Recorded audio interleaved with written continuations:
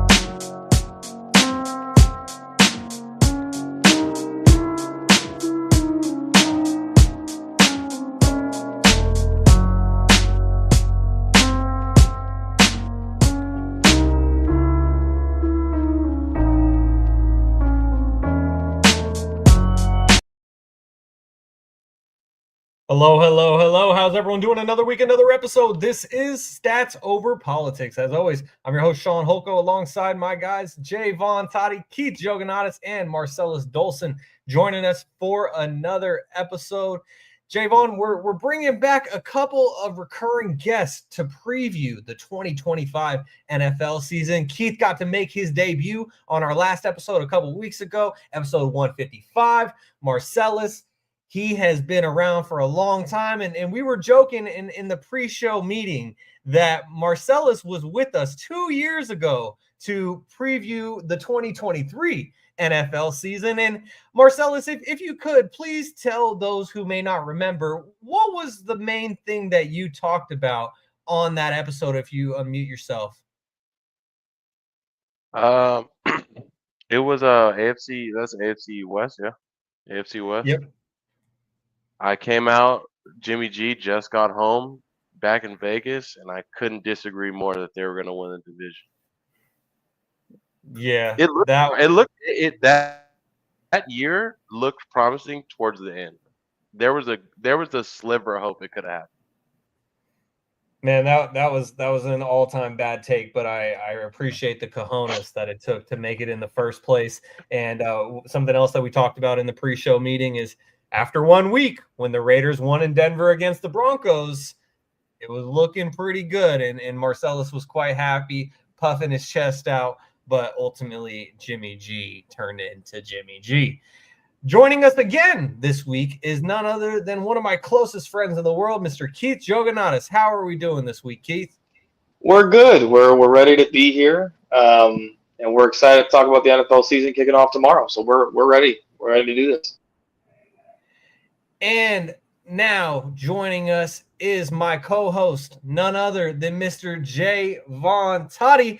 And are my eyes deceiving me, or did somebody cut their hair? Oh shit! So for the audio only listeners right now, Jaevon is showing us the hair a little bit, doing a side by side. So Jaevon, what went into that? Because a couple weeks ago, like a month ago, when Kevin, myself, and you were all on the panel together last, you guys were talking about making a bet where Kevin was like, I forget exactly what the bet was, but Kevin was like, I want your hair. Like, if we're going to bet, then I want your dreads. And you were like, no, I can't do it. But now you're dreadless. So what happened? I was already going to cut my hair anyway, so that bet would have made sense. So, just fresh start. We got a new spot, so fresh start for your boy. New season. Hopefully this will bring us some good juju. Maybe the Niners will go to the Super Bowl since I cut my hair. So we'll see. But Keith, I do want to say, just want to put that out there. Just sprinkle. I know I am a gambler. I'm the gambling man of this show. And I would like to mention that I love Steelers -2.5 this coming up week against the Jets. Are you promoting gambling on a podcast, sir, in California? It's not like the NFL and the NBA aren't already promoting gambling throughout their leagues. It's everywhere. Yeah, just don't end up like a Jonte Porter. You'll be all right. Yeah, seriously. And Pablo or Torre, Michael Porter. He's been in or the LA Clippers at this rate, right? In any form. Yeah, Michael Porter, his addiction is women. Jonte Porter, his addiction is gambling. The LA Clippers, apparently their addiction is trying to circumvent the salary cap and paying Kawhi Leonard through a tree company, $28 million. Find out more about that on Pablo Torre Finds Out, which is an excellent podcast that I highly recommend. But guys, we got to preview the entire NFL season today, so no time to talk about that. We might be able to get to that next week as the news continues to develop from the bombshell that Pablo Torre dropped today regarding the Los Angeles Clippers and Kawhi Leonard. But like I said, no more time to waste. And before we get to our NFL season preview, we got to talk about a major move that happened in the NFL this past week. And before we get there, I just wanted to highlight a couple of YouTube comments. We appreciate you all for tuning in on our Stats Over Politics YouTube or on Twitch or on Instagram. Thank you to all of you who are tuning in for episode number 156. Uncle Manny always tuning in. He says, "Are you ready for some football? Let's get this started. Have a great show." Uncle Manny also says, "The Cowboys and I have been on a trial separation due to my irreconcilable differences with Jerry and Jerry Jr." And Gray Wolf says, "What's up, peeps? I got to hear your opinion about the Parson trade." So, Gray Wolf, let's not waste any more time. Let's get right into it. As the Dallas Cowboys officially traded their disgruntled superstar who wanted to get paid, Jerry Jones said he wanted to pay him. They had a handshake agreement, but Micah wanted to make things official with his agent. That's not how Jerry does business. Ultimately, they were unable to come to a resolution, and Micah Parsons is no longer a Dallas Cowboy, and he has been shipped off to Green Bay, Wisconsin to become a Packer. And the compensation of this trade is interesting, depending on who you ask. Micah Parsons was traded to Green Bay for defensive tackle Kenny Clark of the Packers, formerly of the Packers, and 2 first-round picks in 2026 and 2027. So this is a really interesting move, and I know if Kevin was here right now, he's celebrating his anniversary today. Congratulations to Kevin and Alyssa on another anniversary. I believe that this is 3 years for them, and so shout out to them. I hope that they're enjoying their trip. But if Kevin was here right now, he would be laughing and dancing on the Dallas Cowboys' grave as the passionate Philadelphia Eagles fan that he is. But Jaevon, I'm going to toss it to you first. What was your reaction to the Cowboys trading Micah Parsons within the NFC to Green Bay and the Packers?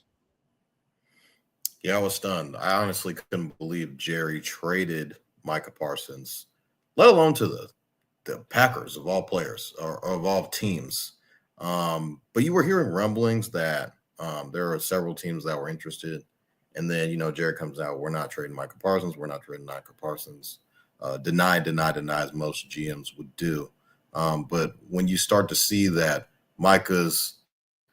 hey, Micah, come to the Falcons. He's eating the thing of nachos in the locker room. Hits him with the call me.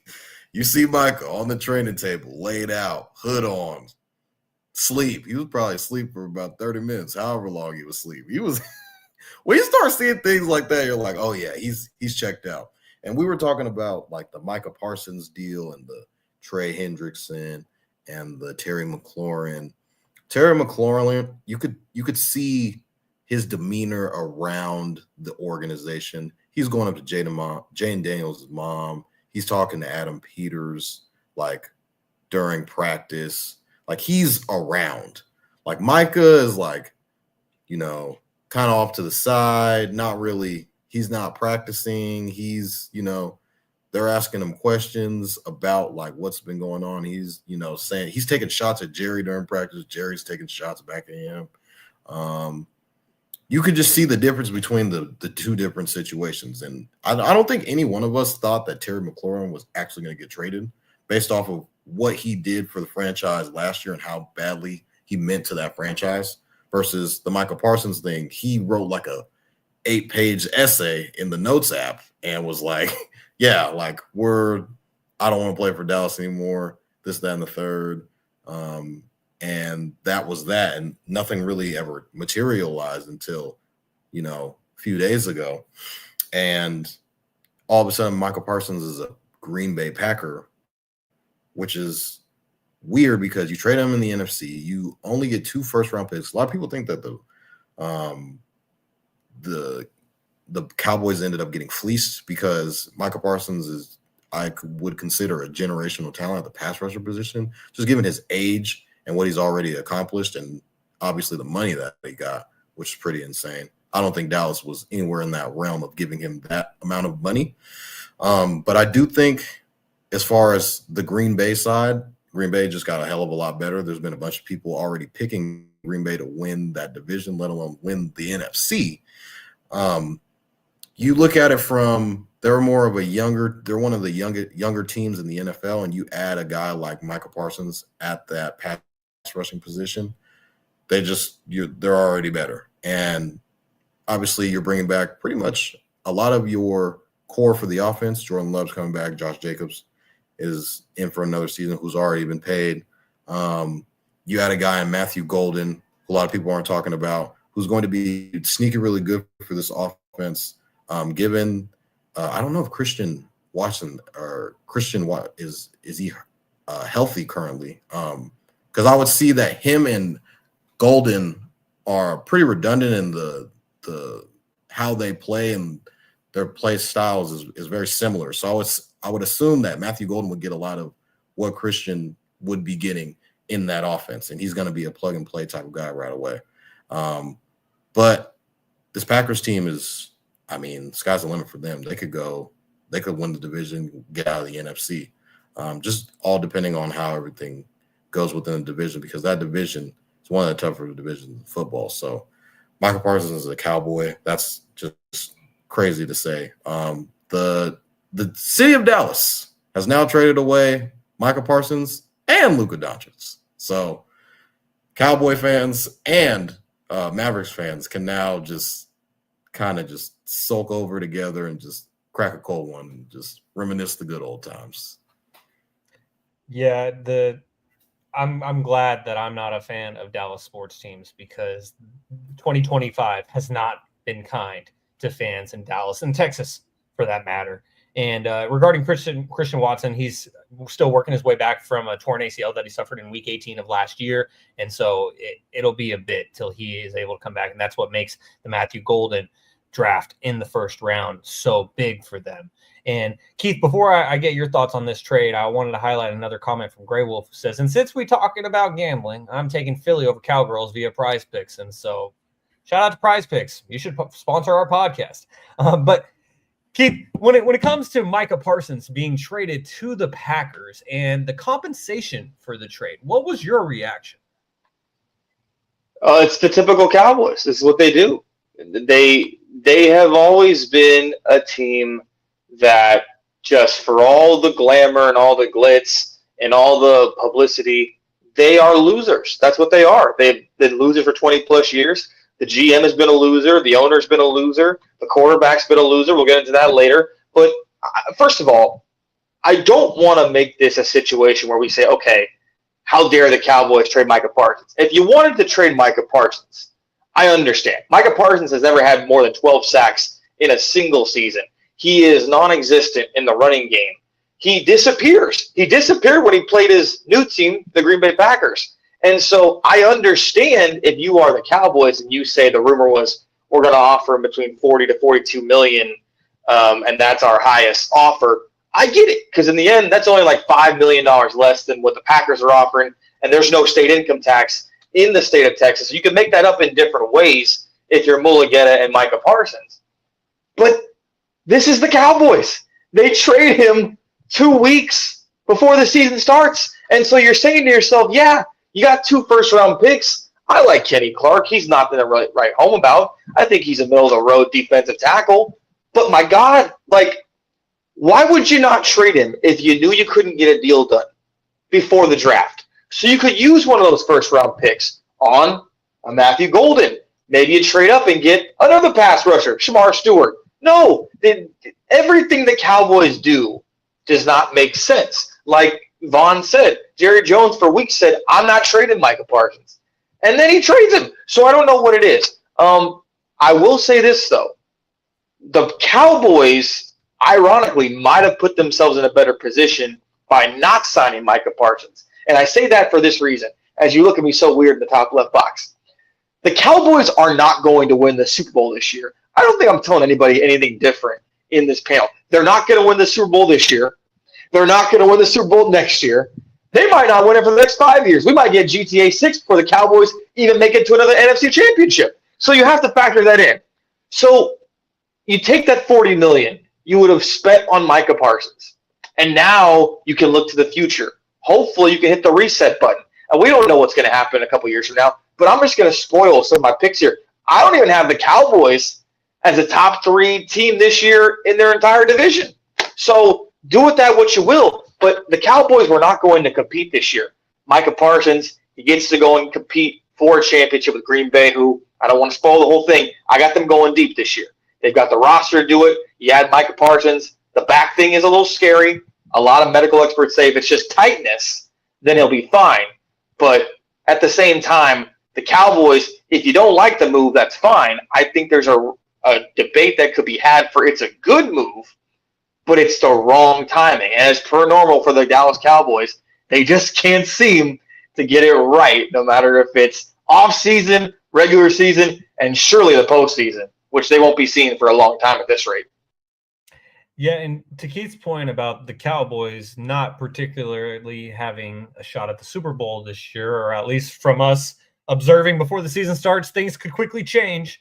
But that reminds me of my favorite meme that we love to show here on Stats Over Politics, and it is the Dallas Cowboys cycle, which is where the season starts, they win some games, the fans get their hopes up, they say, we them boys, this is our year.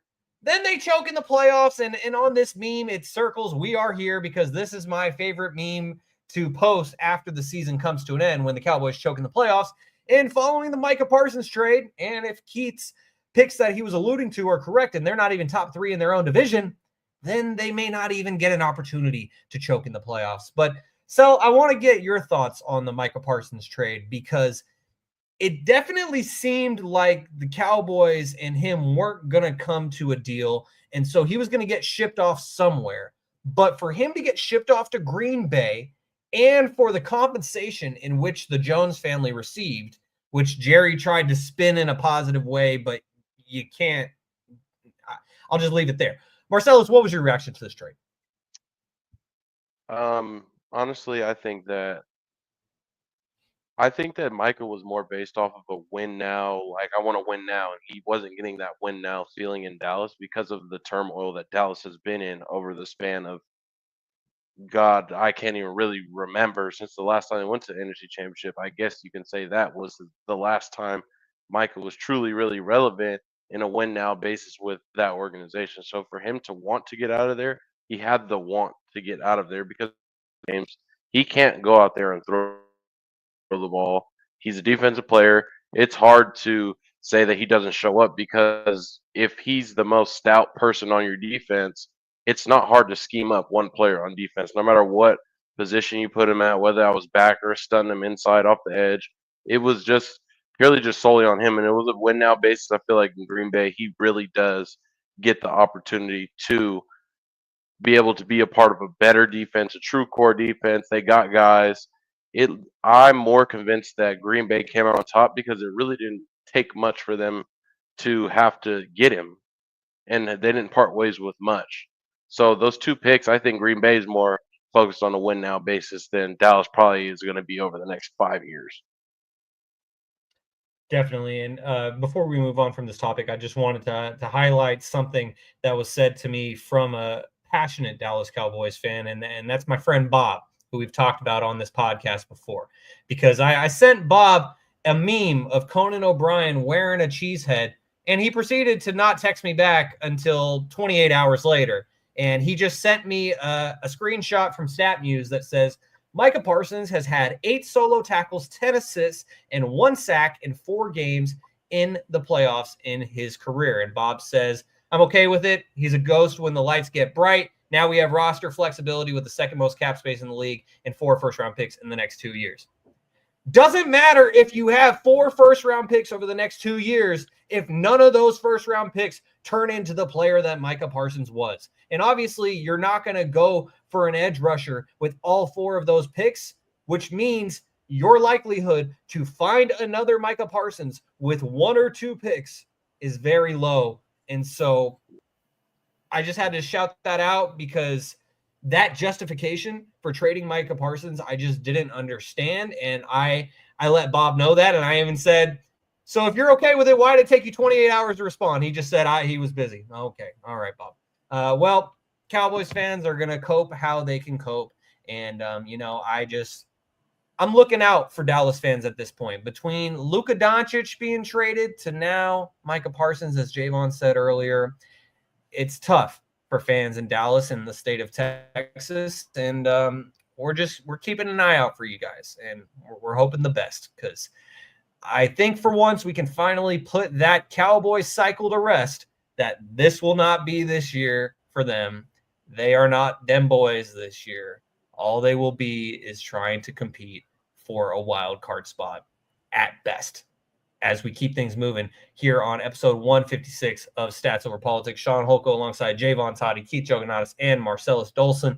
Guys, the NFL season officially kicks off in less than 24 hours on Thursday Night Football between the reigning, defending, undisputed Super Bowl champion Philadelphia Eagles and those Dallas Cowboys without Micah Parsons. So let's get right to it with our predictions for this season. And so with these first 2 segments, unless you guys have something that you really want to say passionately about a certain division, we're going to try to keep these moving pretty quickly with our playoff picks. So we're going to start off with the NFL division winners, and then we're going to get to our NFL wildcard picks to predict the 7 playoff teams in each conference. And then we're going to get to our NFL conference championship and Super Bowl matchups, as well as who we're picking to win them. And then we're going to close things out with our NFL honors picks about all of the awards that will be distributed the week before the Super Bowl. So let's get right into it, guys. And I got a list from our guy, Kevin, on an airplane regarding his picks. So we're going to start things off with the champions of the NFL and the champions of the NFC East, that being the Philadelphia Eagles, who Kevin has repeating atop the NFC East, and I also have the Eagles repeating atop of the NFC East. Jaevon, we're going to go to you next, and just for the NFC side, we're going to go in order of myself to Jaevon, Keith to Marcellus, and then we're going to reverse it on the AFC side of things. So, Jaevon, who do you got winning the NFC East?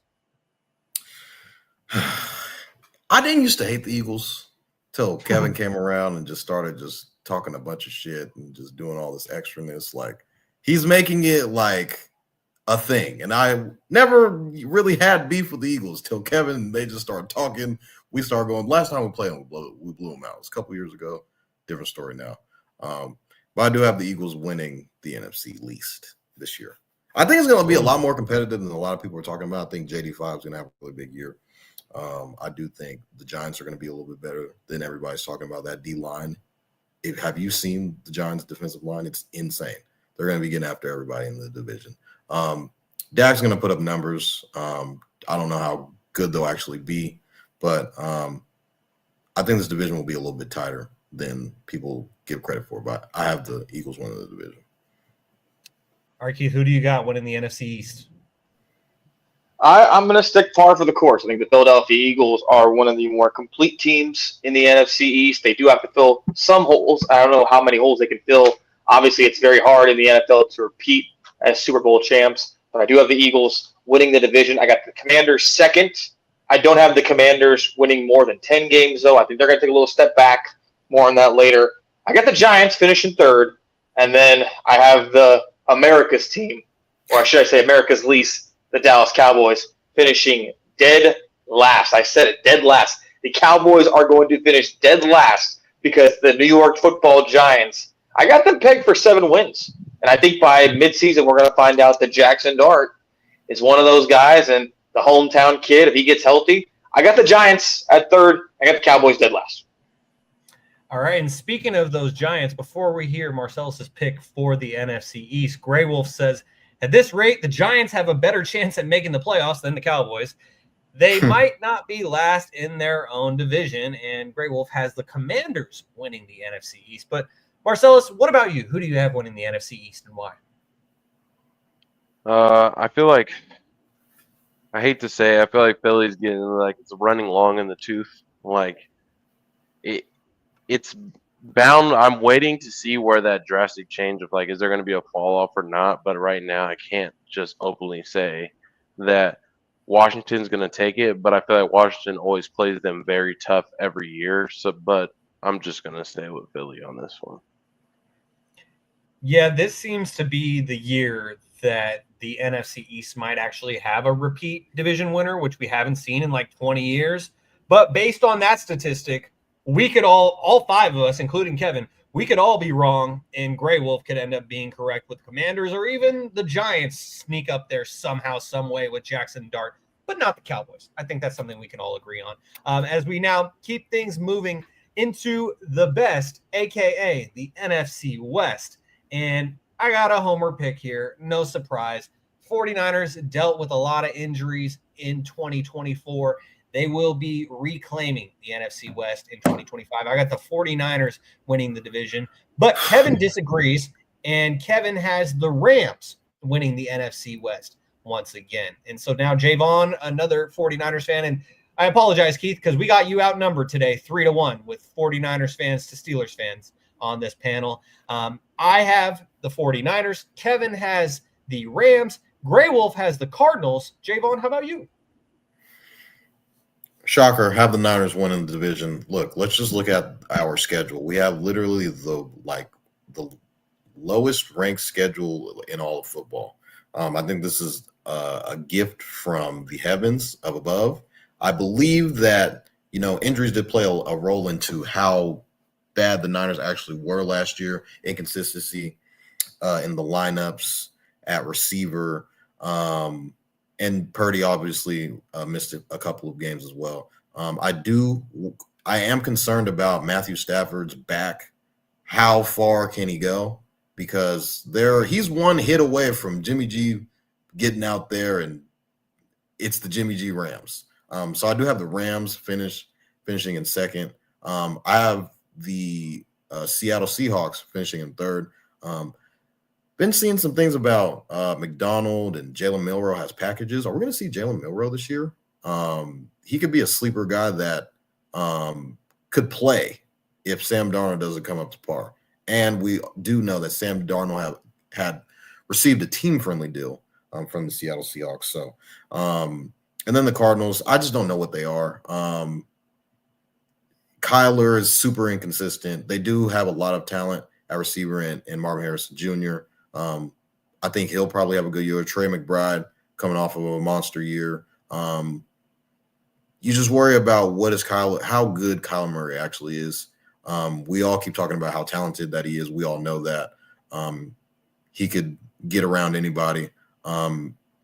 He can be inaccurate at times, but I just think the consistency with Kyler Murray can be concerning, and I don't think they're going to have a good season. So I got the Cardinals coming in last.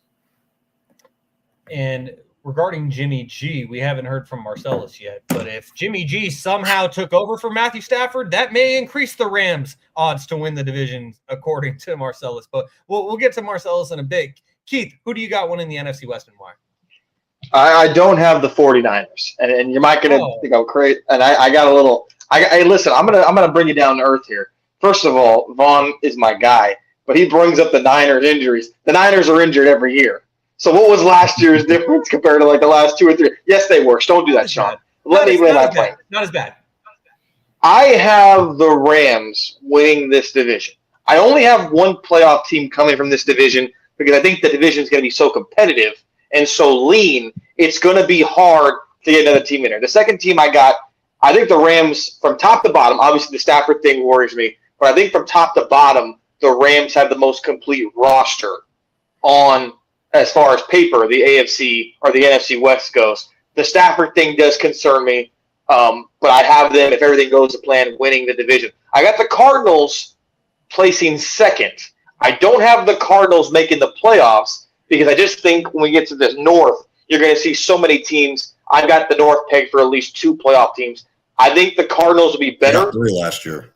Yeah, I got them at 9-8, the Cardinals. But that's why I got them on the way out because I obviously have to give the Commanders 1 spot, and then obviously the NFC North will get at least 2 for me. I got the Seahawks finishing third.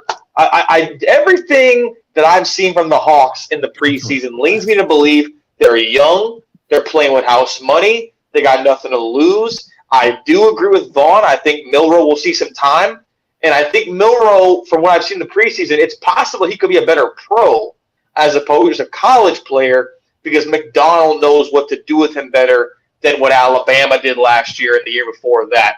So I do have the Hawks finishing third. And then I got the San Francisco 49ers finishing fourth. And I've said it for 3 or 4 years now. At some point, as great as the Niners have been, that window closes, albeit through injury, albeit through depletion of the roster. I don't like the fact they couldn't re-sign either Greenwood or Hufanga for a potential comeback season. They've been banged up the last 3 or 4 years. They're going to ride McCaffrey again this year. We don't know how healthy he is. I mean, you just don't get over an Achilles injury in a full year. And albeit, I don't think Ricky Pearsall is going to be good, but I think Jawan Jennings missing that time. We're also dealing with Brandon Ayuk. When's he coming back? Not probably till midseason. George Kittle, his window's closing as far as his prime. I just don't like, as much as I like the Niners, I don't like the fact that we're bringing up this easy schedule. Anytime an NFL fan brings up the schedule, we don't know what the schedule is going to be like. Oh, we have the 10th easiest schedule. We have the 5th. We don't know what these teams are going to look like. So, unfortunately, I have the Niners finishing last. And if I have it my way, it's going to have to see what we're going to be here. We just gave Brock Purdy all this money. Fred Warner got his money. Are they in a rebuilding mode? Can they afford that? I just don't see the Niners making the playoffs. I got to finish them dead last. Damn, that's what we call a cold world right there. But one thing I will add about the 49ers is that just about 45 minutes ago, Adam Schefter reported that 49ers and Jawan Jennings reached an agreement on a deal that will add $3 million in playtime incentives to the wide receiver's contract. And so now he can make up to $10.5 million this season. So we've been talking about that all off season, that Ricky Pearsall is basically alone at wide receiver for the 49ers. But now Jawan Jennings got paid at least a little bit.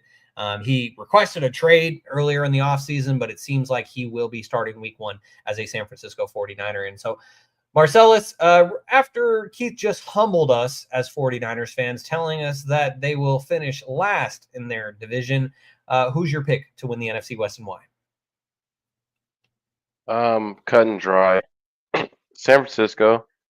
I'm a fan, but to be honest with you, I just don't think that overall, I really don't feel like we missed a step because last year we were in a lot of games that we did just lose blatantly. Yeah, we were hurt. I feel like getting Salah back is going to make the difference versus what we've been going through the past few years with him being absent. And the only thing that I could say like that kind of hurt us on defense was the fact that we didn't get Dre back because I feel like Greenlaw was a big piece, but also he was not healthy. So we can't just bank on him being there, but we do have a couple of key pieces. I was glad that we actually got rid of Hufanga because I felt like he had that misguided missile mentality of I'm going to come up and make a play, and 9 times out of 10 he was missing a lot more tackles than what he actually was trying to make, and I think that he was a horrible cover guy. So like us parting ways with him kind of helped us in the end because he wanted too much. His health wasn't guaranteed, so like it for us, I felt like that was a good decision just to let him go, let him walk. Stafford's a concussion away from retirement, and Kyler's been absent since he's been rookie year, maybe his second year in the league. We're talking about the same things with Kyler that we've been talking about since he's gotten the league. And then, Sam Darnold, I feel like Seattle's always our best competition when it comes to division. The Rams had our number when they won the Super Bowl, but that was the first time they beat us in 9 games. So I just feel like that's our division. It's been our division for years. So Yeah, and I'm really glad that you mentioned that year because the 49ers, had like an 8-game winning streak or whatever against the Rams. But then in that 2021 season, I believe it was technically 2022 when that game was played, but it was the 2021 season. And in that season, the 49ers, Keith, bounced back from a terrible 2020 season in which they were constantly hurt. And 2024 really reminded me of 2020 all over again. It was deja vu. And then the 49ers were they went all the way to the NFC Championship game, and they were a Jaquiski Tart interception away from going on to the Super Bowl, a Super Bowl that the Rams ended up winning. And so if Jaquiski Tart gets that interception against the Rams, the 49ers might have won Did the game end when Tart dropped the ball? I'm sorry. What are we talking about here? Did the game end? There was still time left. Well, they had to rely on Jimmy G to go and win the game. Are we talking about 2025 or 2021? Vaughn, help me out here. I'm confused. Come on, Vaughn, be realistic here. I'm just saying what it reminded me of, and we'll keep it pushing so we don't spend too much time on the NFC West. But now moving on to the NFC North. When it comes to the NFC North, there's a lot of hype about the Packers after the Micah Parsons trade. They got a great roster. The Vikings, they made the playoffs last year, so people are high on the Vikings. And the Bears, they got a new head coach from Detroit. So a lot of people aren't as high on the Lions this season considering what they lost. And that's talking about Ben Johnson going to Chicago, but also Aaron Glenn went to New York to become the Jets head coach. So the Lions lost some key pieces from their coaching staff, but I still have the Lions winning their division this year. I think that they bring back a great roster. They still got the biter of kneecaps, a.k.a. Dan Campbell. And so I got the Lions winning the NFC North, and so does Kevin. Jaevon, how about you?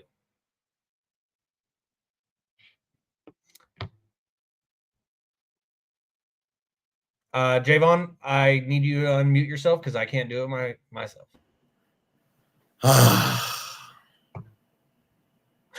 we missed out. We missed out on the sign.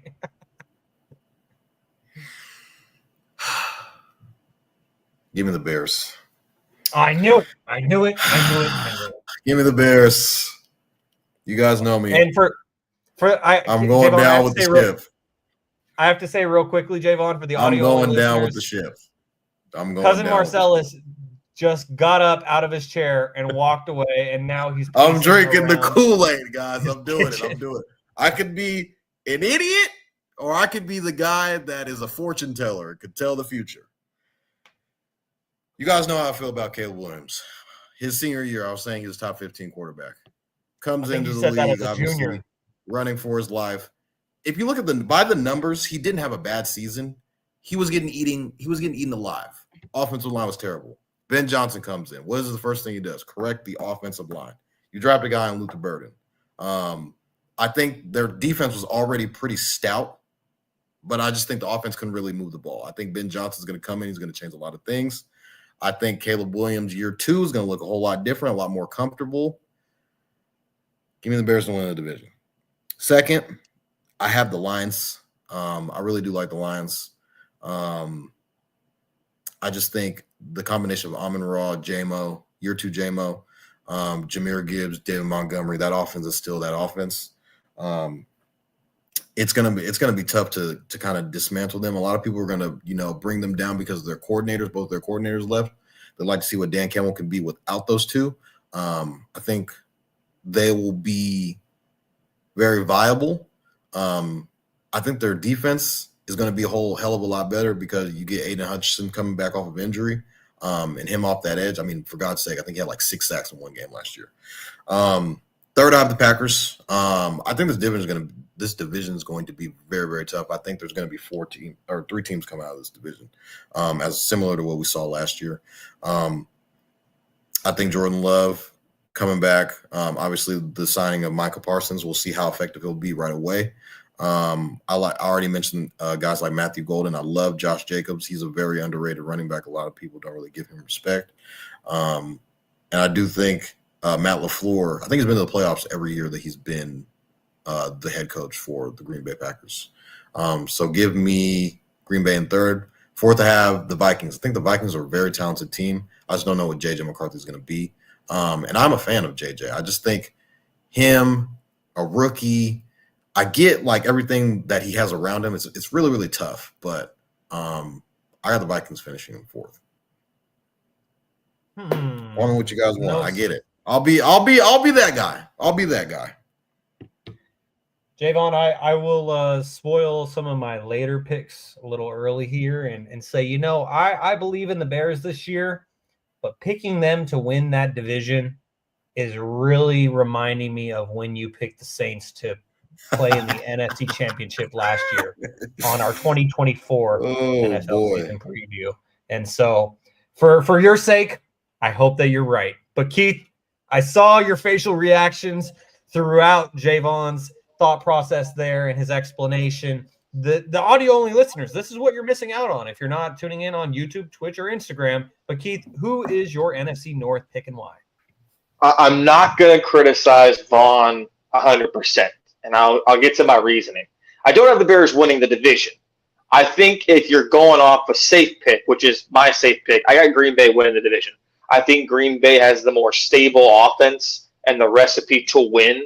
I do like Detroit, but that could be hit or miss. We don't know what the offense is going to look like or the defense, especially without those two coordinators. They looked awful this preseason, and that doesn't just go away, in my opinion, overnight.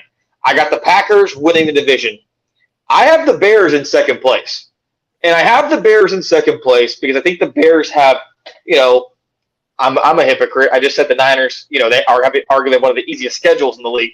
But the Bears, they could easily win 3 out of the first 4. I won't say they will, but the first 3 out of the 4 are going to tell me a lot about the Chicago Bears. The other thing we have to keep in mind with the Bears is I don't know off the top of my head how many games the Bears lost last year just off poor late game, in-game situation executions. Off the top of my head, obviously, the Hail Mary in Washington, they absolutely blew. The game on Thanksgiving against the Lions, that isn't a give me that they win it, but those are already 2 games that they just blundered by poor game management. And so for me, I think that the Bears are easily 2 to 3 wins better with a offensive coordinator now turned head coach in Ben Johnson who wants to prove himself.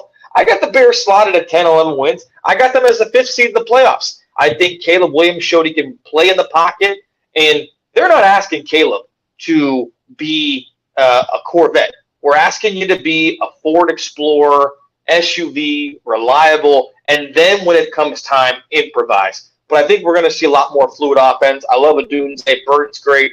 I can't believe you didn't bring up the great Michigan tight end, Colston Loveland, but that's a different story for a different day. I have the Lions finishing 3rd. I got the Lions at 9-8. The Lions have to play Baltimore. They got to play Kansas City early in the season. Those are 2 big wins. I don't think I have them favored as. And, we don't know what Goff's going to look like. They've been banged up the last couple of years. I hope that Hutchinson comes back and plays great. I just think the Lions' schedule and just missing those 2 pieces, I don't know if you can make up for that, even if you have great players, which they do. They could easily win 10 games and switch spots with the Bears, in my opinion. For right now, schedule-wise, just missing those 2 guys. I got them at 3rd. I got the Vikings 4th. And again, this division is so even keel. The Vikings arguably have one of the better rosters in the entire division. It just all depends on what JJ can do. Anything can change. But as of right now, I got the Packers and Bears in the playoffs. I don't have the Lions making it, and I got the Vikings finishing dead last just because they probably, out of everybody, have the least stable quarterback spot in the entire division. Wow, so you are raving about the Bears' new tight end from the university up north, but when it comes to the Vikings quarterback situation, their quarterback from that same we don't know. We don't know what we're going to get from. We don't know what we're going to get from. We don't know. So, we don't know. We don't know. I should jot it down. I don't have the notepad right in front of me, but I should jot it down, Jaevon. Keith is not a believer in J.J. McCarthy. Okay. No, I didn't say that. I didn't say that now. Hey, listen, anything can happen, but don't worry. You notice we're not talking about any guys from Ohio State at the quarterback position lately, besides Stroud. Hey, we haven't gotten to the AFC East yet. Just wait. We haven't got to the AFC East yet. All right, Marcellus, Grey Wolf thinks that the Lions might run it back. Kevin and I both have the Lions winning the division. Keith has the Packers. Jaevon has the Bears. So we're spread out. The only pick that hasn't been made is the Vikings. Are you willing to go that far, or are you going to repeat with one of us? The pack is back. That's all I got to say. The pack is back. They got an edge rusher. They got Micah. They got the guy that they wanted. They're willing to give away everything for Micah. So they got him. I feel like right now, in my opinion, Jordan Love is the best quarterback in that division. So I just can't disagree more with the fact that we don't know what we're going to get from McCarthy. He's not – Caleb, let's just get out the way. Caleb Williams, not even top 15. Okay. Right now. Yeah, so we're just going to push you to the side. No, not at all. Jordan Love's the best quarterback in the division. You don't know what you're going to get from McCarthy. I think there's going to be a real drop-off year for Justin Jefferson, especially coming back from injury. I just don't think McCarthy's the guy. I haven't seen him play. I just didn't like his style of play even when he was in college. Didn't love it. So I'm just going to have to say that I'm not going to be a fan of it. I think that McCarthy might end up hurting the Vikings more because he truly hasn't played anything. He hasn't done anything. So for him to just step in and be the starter week one and it's supposed to just skyrocket, boom, take off from here, I don't see it happening. So I'm going to go with the Packers. I got the Lions finishing in second. Packers first, Lions second. I got a Bears last. Sorry, Toddy. Just rip it off. And regarding the Vikings quarterback situation, Grey Wolf says if Vikings kept Darnold, I would have said Minnesota. So it's interesting, but maybe that's probably why Grey Wolf, after he said Cardinals earlier, he said maybe Seahawks. Big believer in Sam Darnold is Grey Wolf, and so we appreciate the engagement on YouTube, Grey Wolf, as we're keeping things moving here on episode 156, and we're going to get to our final division in the NFC, and that is the South. When it comes to the NFC South, it's a bit of a toss-up, in my opinion. But there was a guy whose name was proclaimed on this podcast a while ago, and ever since then, I have seen the light, and I am a believer in Baker Mayfield, as Jaevon said in that tone of voice one day. And so I'm going to go with the Buccaneers to win the NFC South. And when it comes to Kevin, he's going with the Dirty Birds, the Atlanta Falcons, to win the NFC South. So, Jaevon, now to you. Who do you got winning the NFC South and why? I like the Bucs. I'm rolling with Baker Mayfield and the boys. He's been in the play. I don't think we realize how many times Baker's been in the playoffs. Well, he took the Browns to the playoffs and won a playoff game against our boys, Steelers. That was the year when the Steelers went 11-1 and they were the best thing since sliced bread and they were going to the Super Bowl. They were undefeated for so long that year, and then I forgot who they lost to, and then dropped a couple at the end of the year, but I think they were ranked pretty high that year.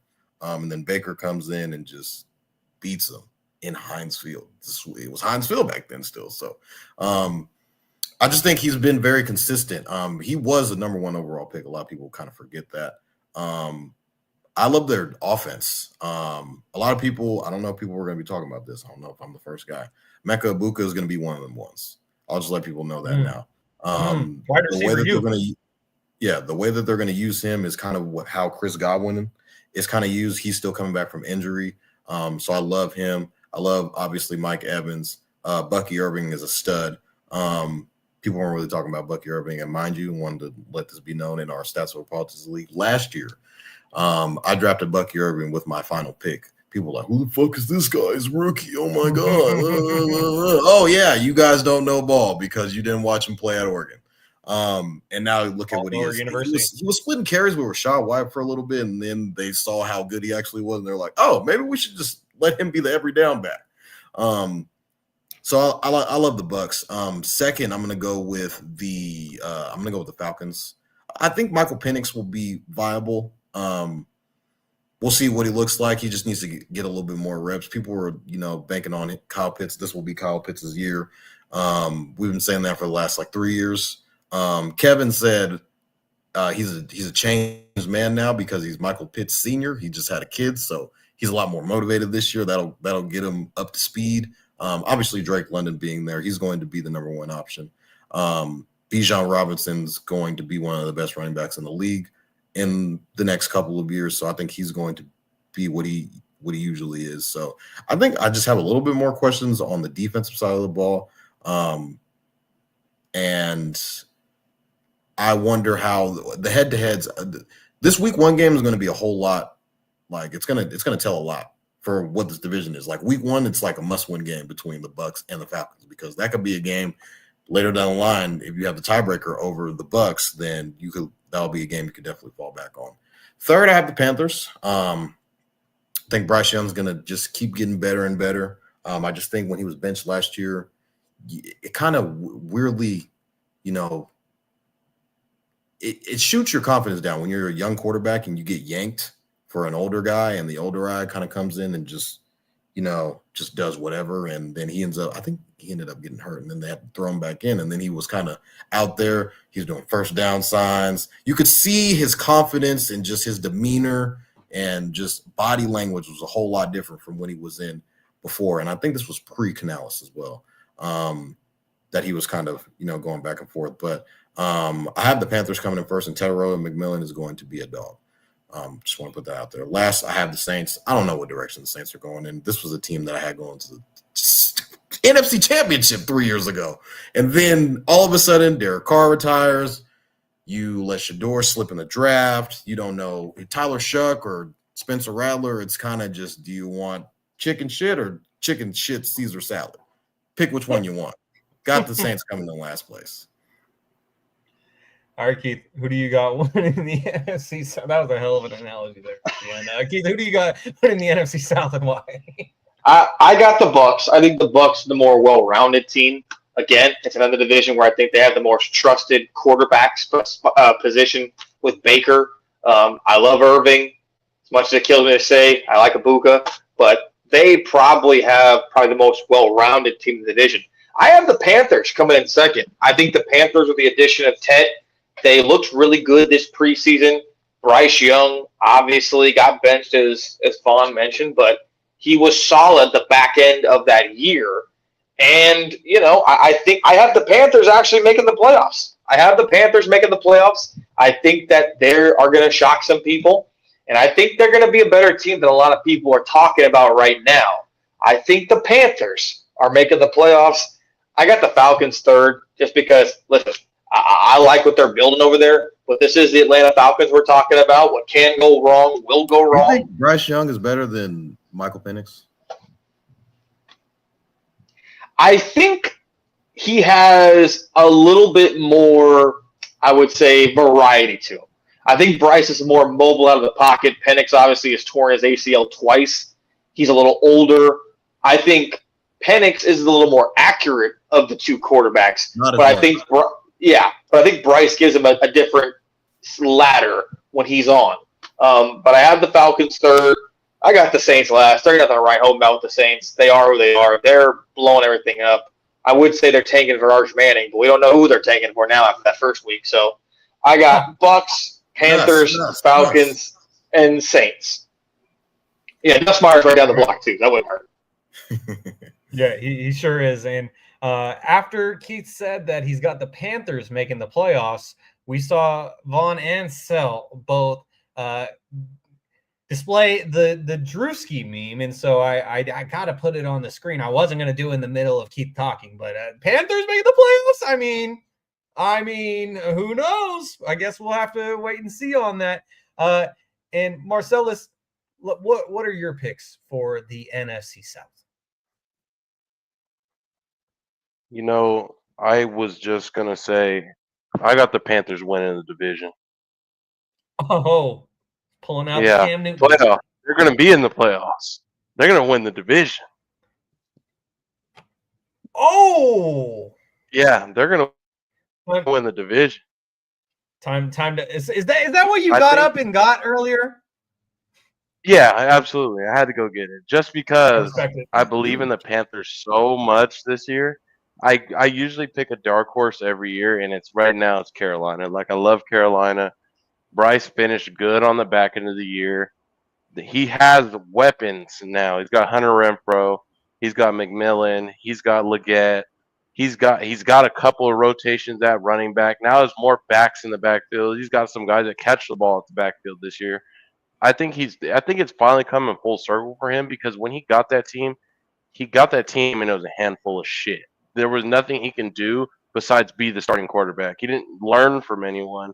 So now Andy was there. He took those snaps before him. He had somebody to look, just blatantly just be able to study the game and just be able to understand it more. I feel like now Bryce Young's going to be a better pro than he was last year.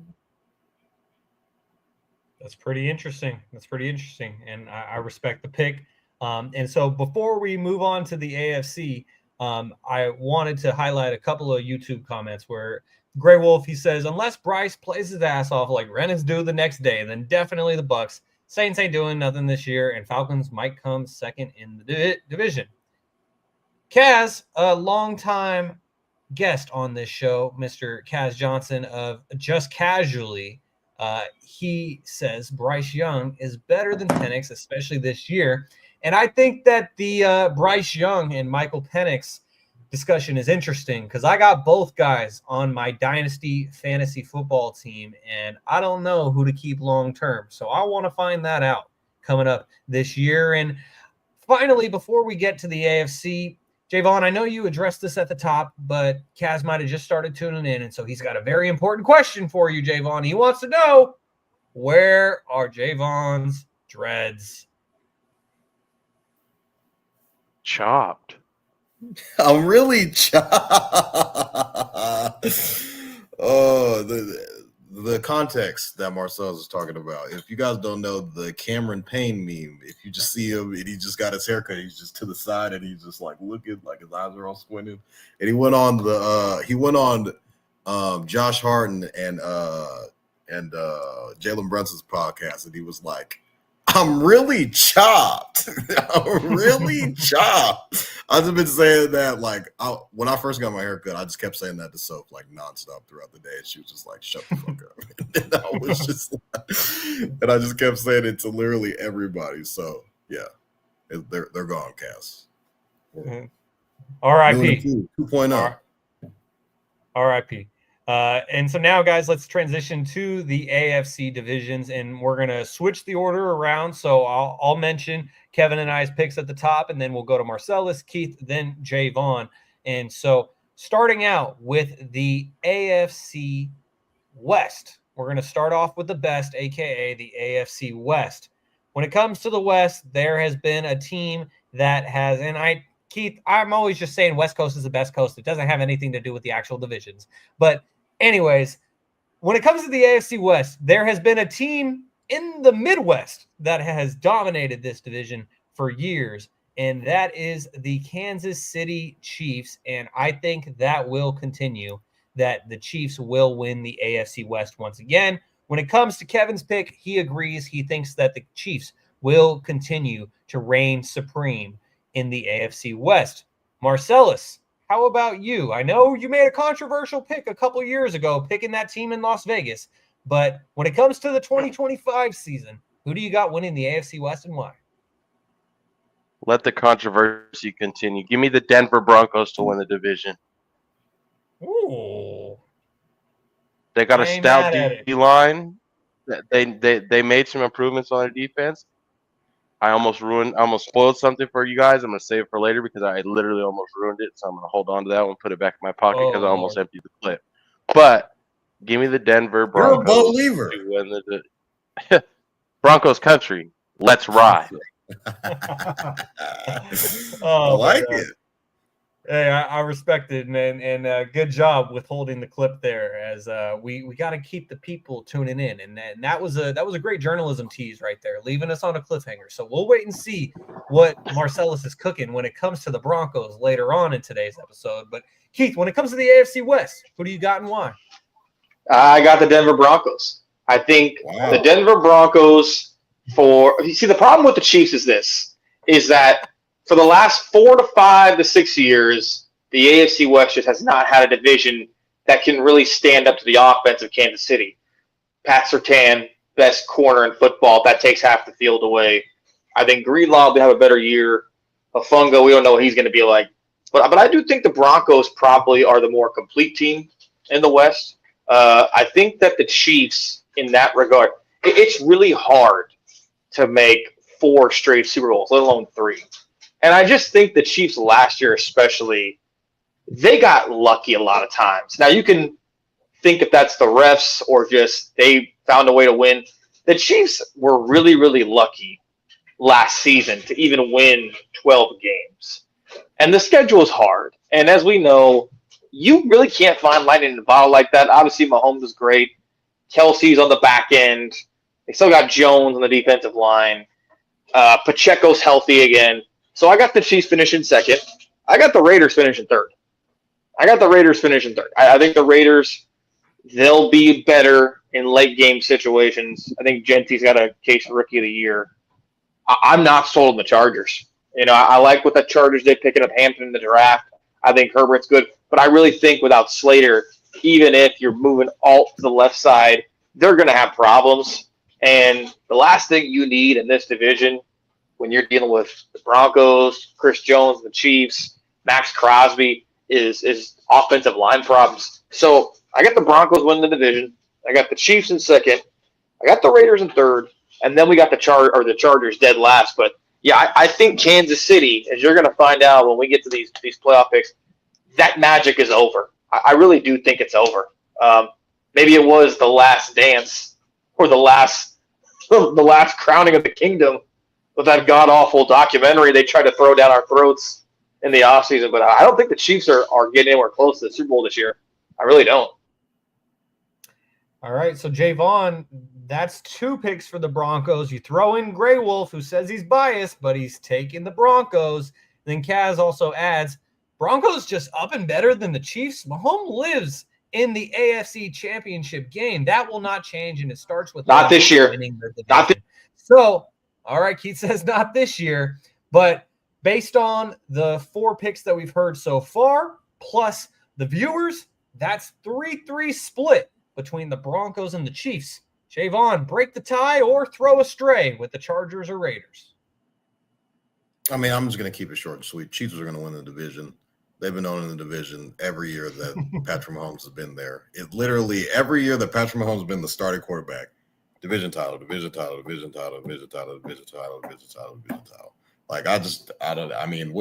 do you want me to do? The guy just keeps winning the division.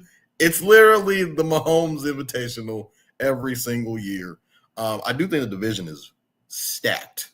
If we're looking at it from a coaching standpoint, quarterback standpoint, maybe besides Geno, but like coach, you got Jim Harbaugh,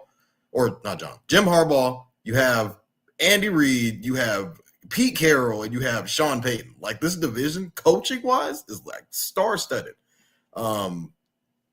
It's just from top to bottom one of the best divisions of football.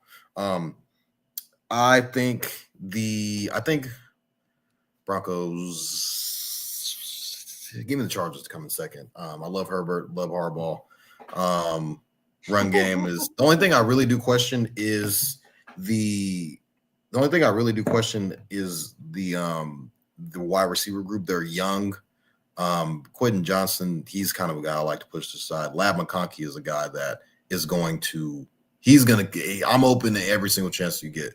Some of the rookies I want to mention on this Chargers team, Trey Johnson out of Ole Miss is a guy who, if he was healthy, he would have been probably a first-round pick. They caught him in the second round, but I do think he's going to be one of those guys that will have a solid season next to Lad McConkey. KLS, Keandre Lambert-Smith out of Auburn. Had a really good preseason. I think is going to be pretty viable for them as well. They got Amarion Hampton at running back. I think he's going to split carries right away with one-eyed Najee Bandit. I'm not sure how long that's going to go for, but I do see Amarion Hampton ending up taking over that starting running back role. Love the defense. Obviously, bring guys like Khalil Mack back. I like the Broncos. I like them. Okay. So Marcellus already mentioned their D-line is stout. You obviously have Sean Payton. Cortland Sutton's coming. Just got signed for an extension for his contract. I think it was about $23-ish million. I would like to see what Bo Nix will look like in year 2. Caught lightning in a bottle last year. Okay. Sean Payton, I get it. I understand. Year 2, let's see a little bit more tape out there on you. Let's see if you can repeat what you did last year. I like them. I like the Broncos. I don't love them like you guys do, but I like them. And last place, obviously, I got the Raiders. I think the Raiders are going to be a lot more scrappier than people think. You obviously have Ashton Genty at running back. Geno Smith is a whole hell of a lot better than Aiden O'Connell. Jacoby Myers obviously wants to trade, still on the roster.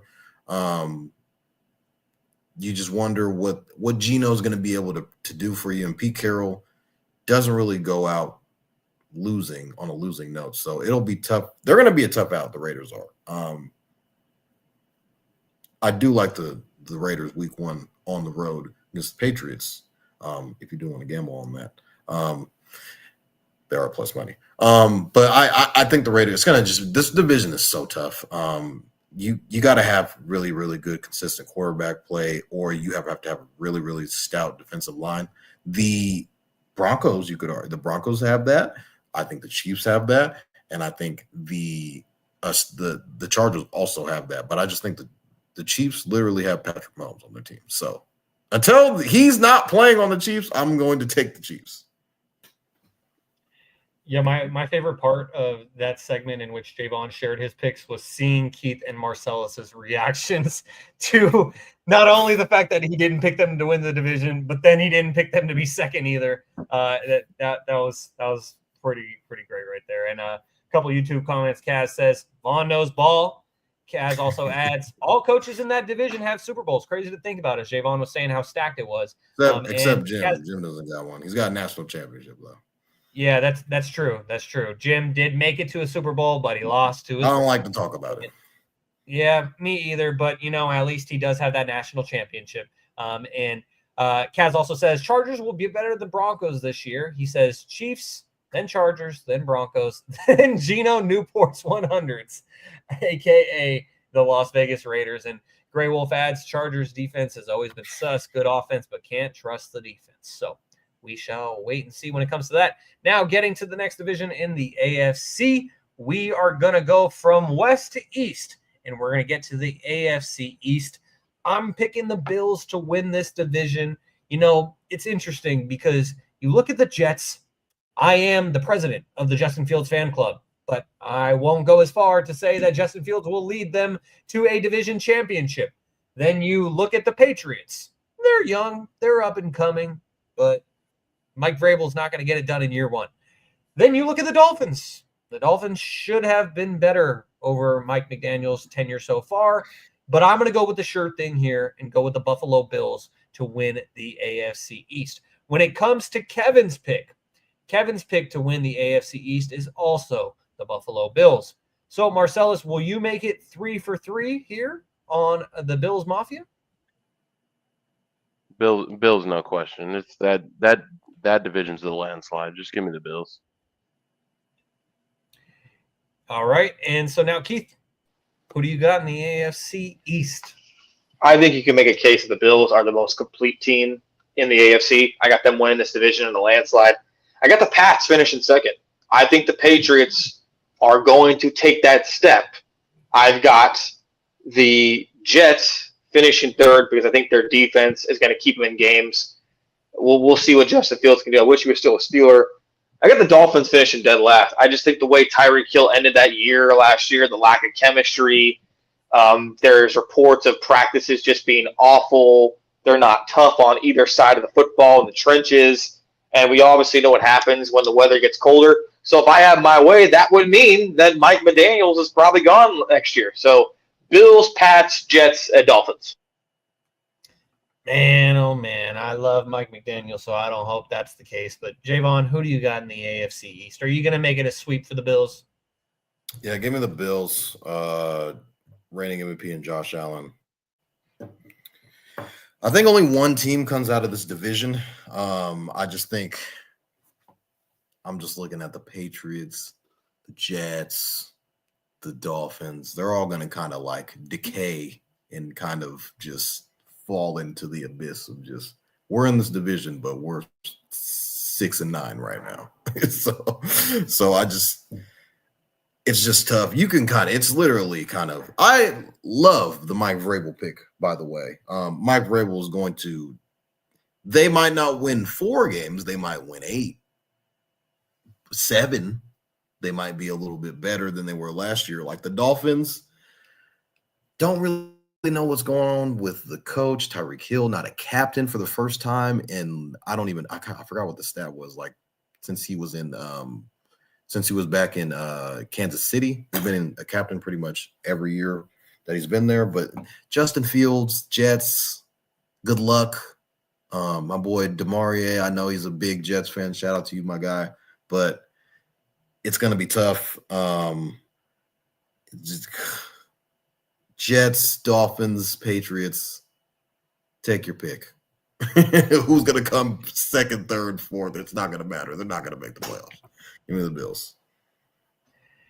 And when it comes to the AFC East, just to wrap it up, Grey Wolf says Bills Mafia takes it all. Tua stays in the penthouse suite called the IR. Patriots is rebuilding. Jets, ... has Garrett Wilson and Sauce Gardner. And Kaz, we got you. We know what you meant when it came to the AFC West coaches. And so now, guys, keeping it pushing. Keith, I'm going to leave your favorite division for last. Best is last. And so now, if we're going to do that, we're going to get over to the AFC South. The AFC South we've previewed on this podcast in previous episodes, and it's kind of a toss-up when it comes to the AFC South because it seems kind of similar to the East where it's going to be a toss-up on who finishes second, but it's quite clear who finishes first in the AFC South, at least in my opinion. And so when it comes to the AFC South, Kevin and I agree that the Texans will reign supreme once again in the AFC South. Marcellus, what about you?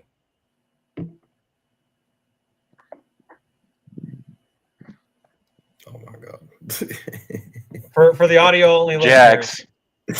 Jags. He just did the Heisman post. Jags. Yes. Thank you, Jaevon. Travis is home. So, Jags back in. I think that CJ looked. I'm a big CJ Stroud fan. Really am. Truly. I was a fan of him at Ohio.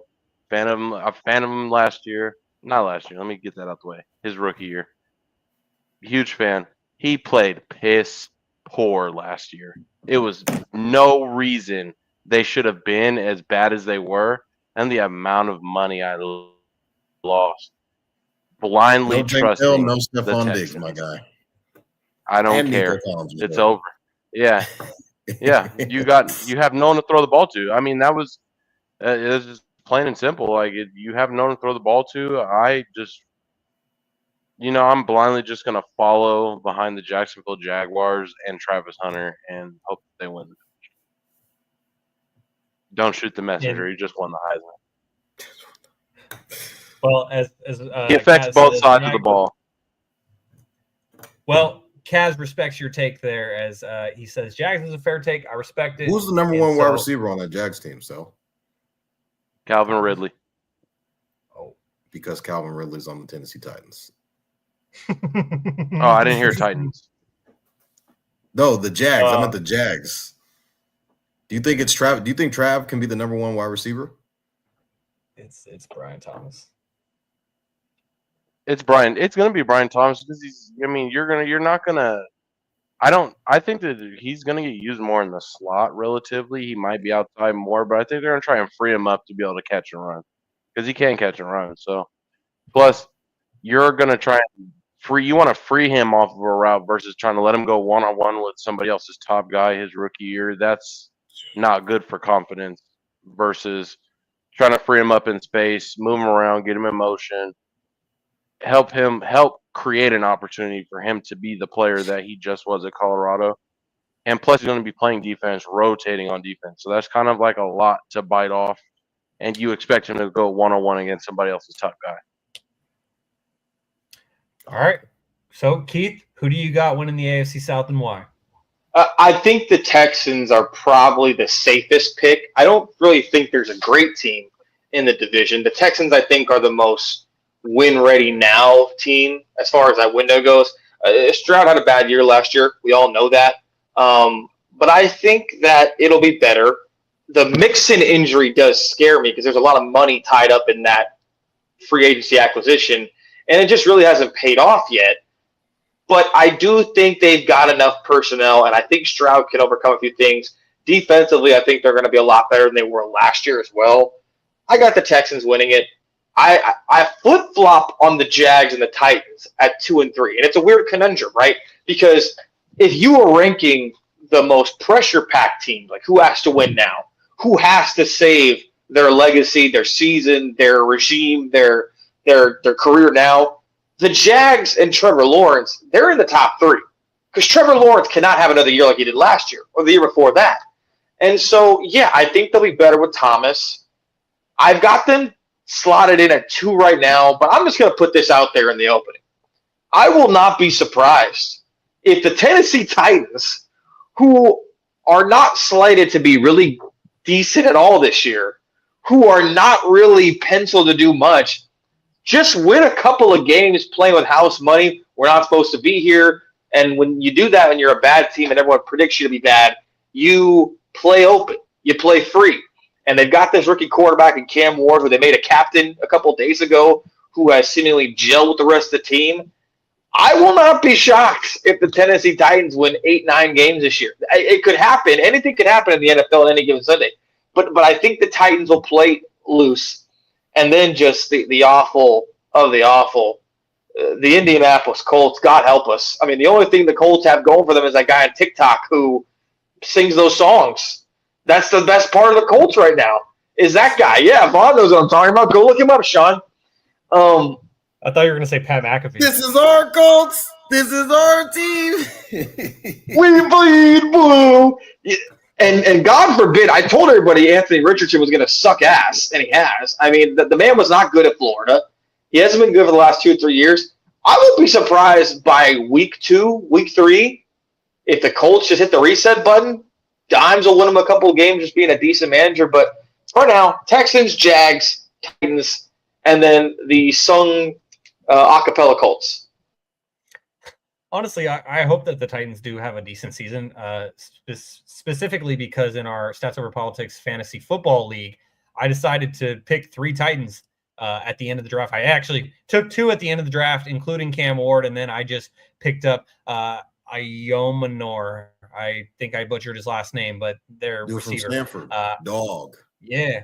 Yes, sir. And he's a Cardinal. He's a Cardinal, and still somehow I butchered his name. But yeah, I got 3 Titans on my roster right now, and so I'm hoping that they do all right. Jaevon, close us out when it comes to the AFC South.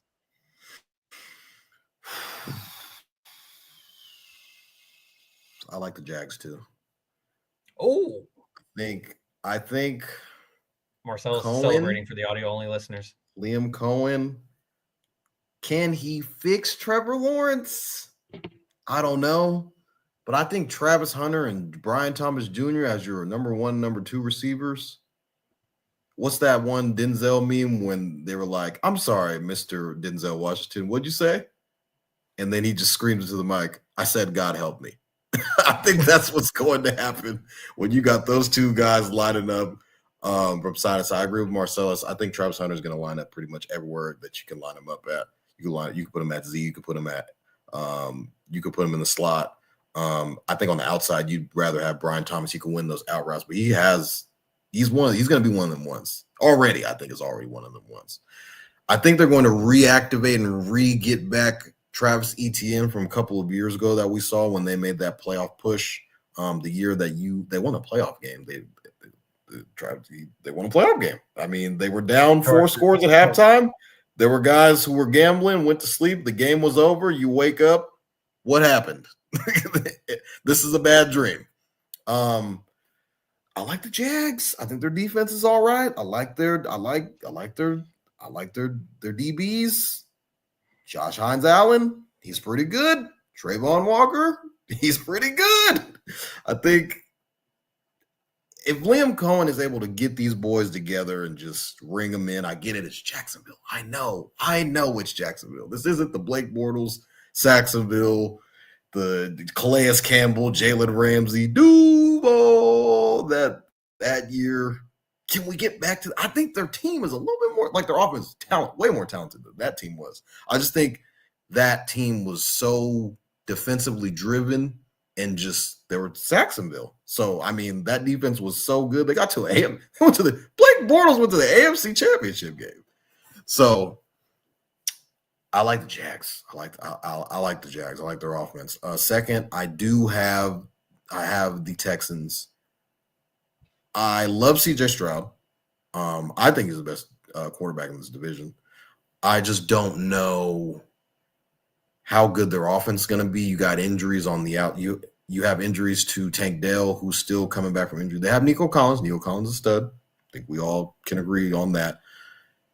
Nick Chubb, he is not what he once was. And he's also kind of been banged up this past couple of years. This will be a second year removed from the really gruesome injury that he had. They came back from last year. So you can argue that he's a year removed from that injury and he could be all right, ready to go. At least the first 4 weeks, he's going to be starting back.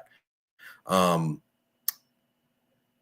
think we need to just talk about how good Will Anderson actually is and how good he's really going to be.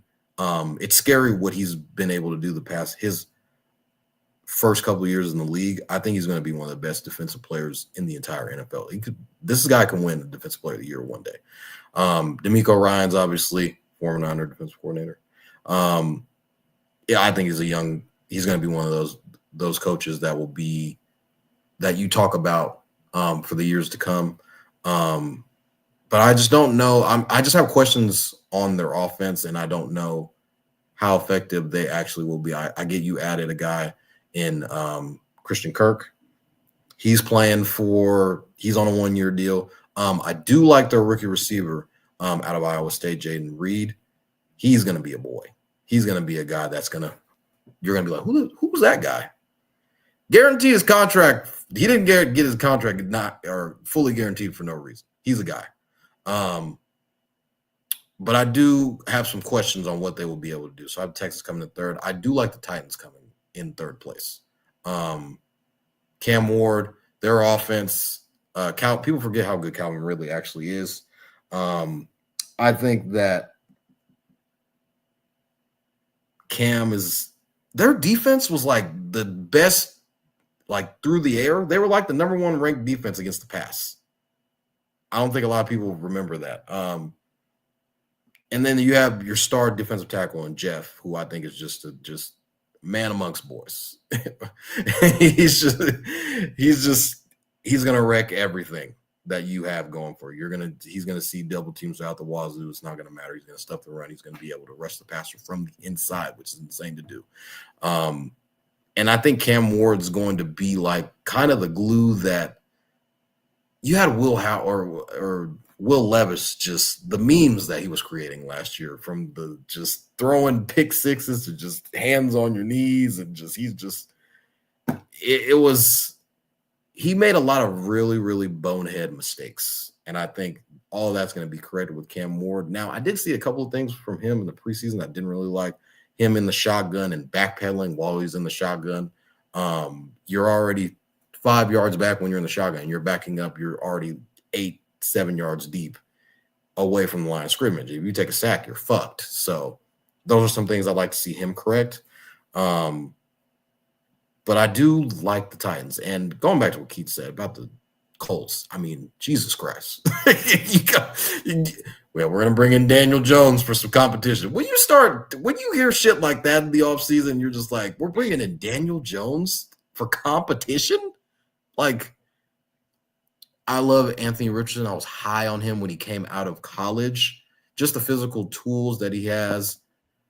I saw a stat about him. It wasn't really a stat. It was just showing how young he actually is. Like, he's younger than a bunch of guys who, like, he's younger than Cam Ward, I think.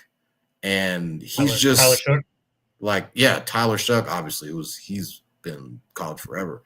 But he needs reps. And I think him and Trey Lance are kind of in that same boat, drafted really high, but don't have a lot of reps at the quarterback position, but are insanely talented. I think Anthony Richardson is way more talented than Trey Lance was, but I just think he needs reps. He needs to be able to see it. Like, when he got sacked in the first preseason game, a lot of people were coming out and saying that he should have been able to read that off the rip. Like, he was supposed to dump that off into the He's running back.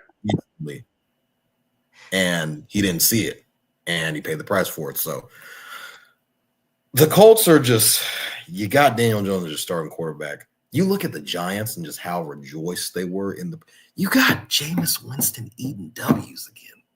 That's how happy the Giants are having fun in the preseason.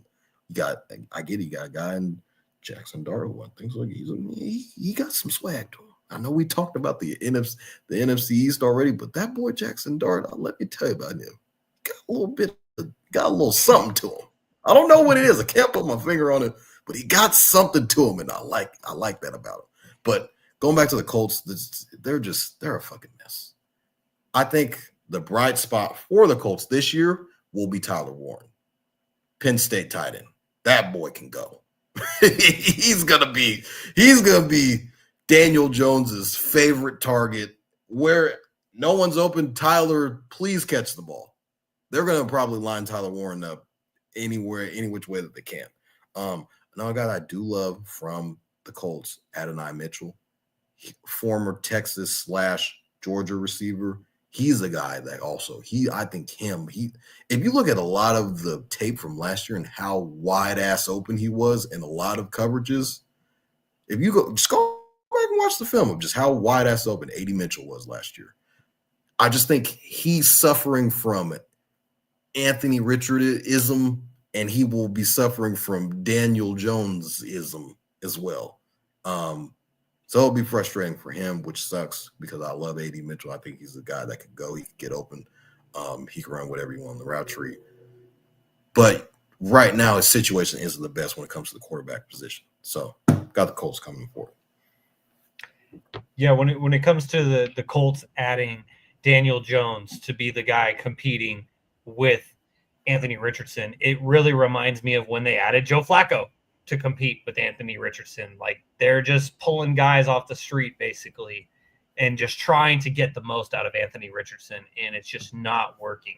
And Jaevon, you also mentioned that guy Jeff on the Titans, aka Jeffrey Simmons. He's got his Pro Bowl jersey hanging in Jelly Roll's bar, and that's tight.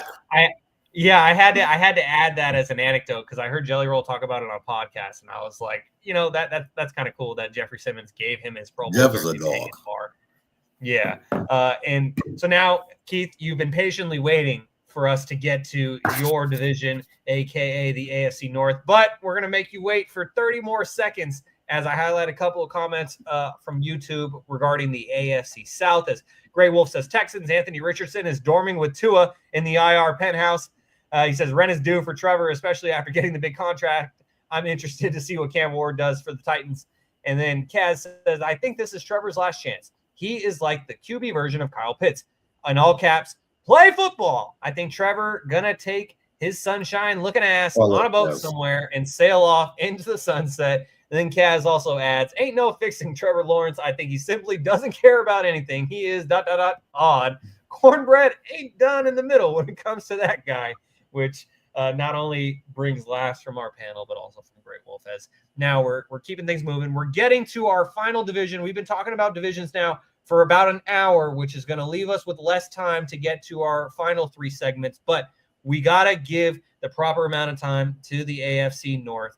Keith, you're wearing your Pittsburgh Pirates hat. We know where your allegiance lies when it comes to the NFL and in the AFC North. So before we're going to switch up the order on this one, I'm going to go to Keith first since this is his favorite team's division. Then we'll get to Marcellus and Jaevon. But I'll start things off by just briefly talking about Kevin and I's picks.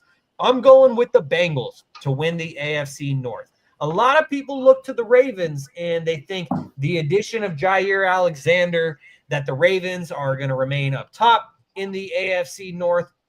You even look at the Steelers. They bring in future Hall of Famer Aaron Rodgers to be their starting quarterback. Keith, you and I have had a lot of discussions offline about the Steelers adding Aaron Rodgers as their quarterback, so I'm interested to hear your pick on this division. But I'm going with the Bengals just because last year the Bengals, they had a solid offense, like more than solid. They had a great offense, but their defense was just absolute shit.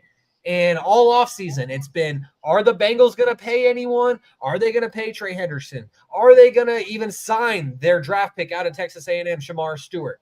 Well, they eventually did.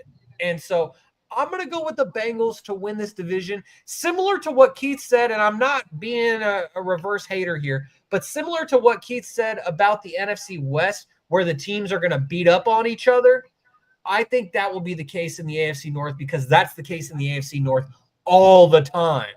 And so I think the Steelers, Ravens, Bengals, even the Browns, they'll beat up on each other. I don't think there will be a team that goes undefeated in this division record-wise. And so I'm going to go with the Bengals probably at about 10-7 to win this division, maybe 11-6. But I'm going with Cincinnati. When it comes to Kevin's pick for this division, he's also going with the Cincinnati Bengals. So I know you all were looking at me crazy, but Kevin and I, we are united on that front. We are each going with the Cincinnati Bengals to win Keith's division, a.k.a. the AFC North. And Kaz, he just jumped ahead of our segment coming up after these playoff teams as Kaz says the Ravens are going to the Super Bowl. Well, Keith, this is your division. Who's winning the AFC North? I think the Baltimore Ravens, next to the Philadelphia Eagles, from top to bottom on paper, they're winning the division. They're the most complete team in the NFL as far as talent goes. And they're neck and neck right there with the Bills. And we're going to find out week 1 where they stand with the Bills. That's a pivotal game for a lot of reasons because I think that's going to determine home field advantage in the playoffs. I think this is the year Lamar just lays waste to the valley. He's coming into his prime. I think it really sticks at him. Not only did he lose the MVP to Josh Allen last year, but he really should have been in the AFC Championship game. If not for, dare I say it, a Mark Andrews drop, they could have been there. And so I think the Ravens have had 365 days to think about another blown opportunity in the postseason. I think Lamar is going to do what needs to get done. They went out and got Jair Alexander, as you mentioned. You know, they still have a formidable defense. Derrick Henry, everyone thought he was done. He came out last year. He's still the same guy. Doesn't have to vie for an Adam Sandler cameo in his next movie, but he'll still have a productive season. I've got the Ravens 1. I think the Bengals by default will be the second best team in the division because they have the most firepower. But I also think their defense will be a lot better with Al Golden as defensive coordinator. For whatever reason, they just couldn't stop anybody. And I know the Hendrickson thing scares a lot of people, and the Stewart thing scares a lot of people. I think the Bengals by trial are going to have to finish second and make the playoffs because if I'm Joe Burrow and I'm in my prime and I'm seeing Mahomes and Josh Allen and Lamar Jackson going deep in the postseason, and I'm the only one out of Josh Allen and Lamar Jackson that's made the Super Bowl besides Patrick Mahomes, that would kind of make me mad because I did it with a bad O-line, and you know he cannot afford to lose his prime years. I've got the Bengals finishing second. I got my Steelers finishing 8-9, third place. I don't think the offensive line is great.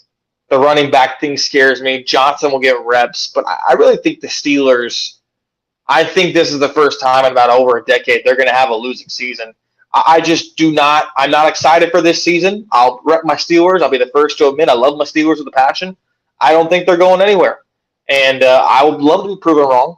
Believe you me, but I don't think they're going anywhere. 8-9, goodbye Aaron Rodgers, and hopefully they can trade up next year's draft to get somebody like Garrett Nussmeier or, just in general a different quarterback, because in the AFC right now, you cannot afford to get older, which they've done the last 2 years. I think it's really ruined the primes in the last years. A person like Hayward, who's God knows where he's going to be this Sunday, and TJ Watt.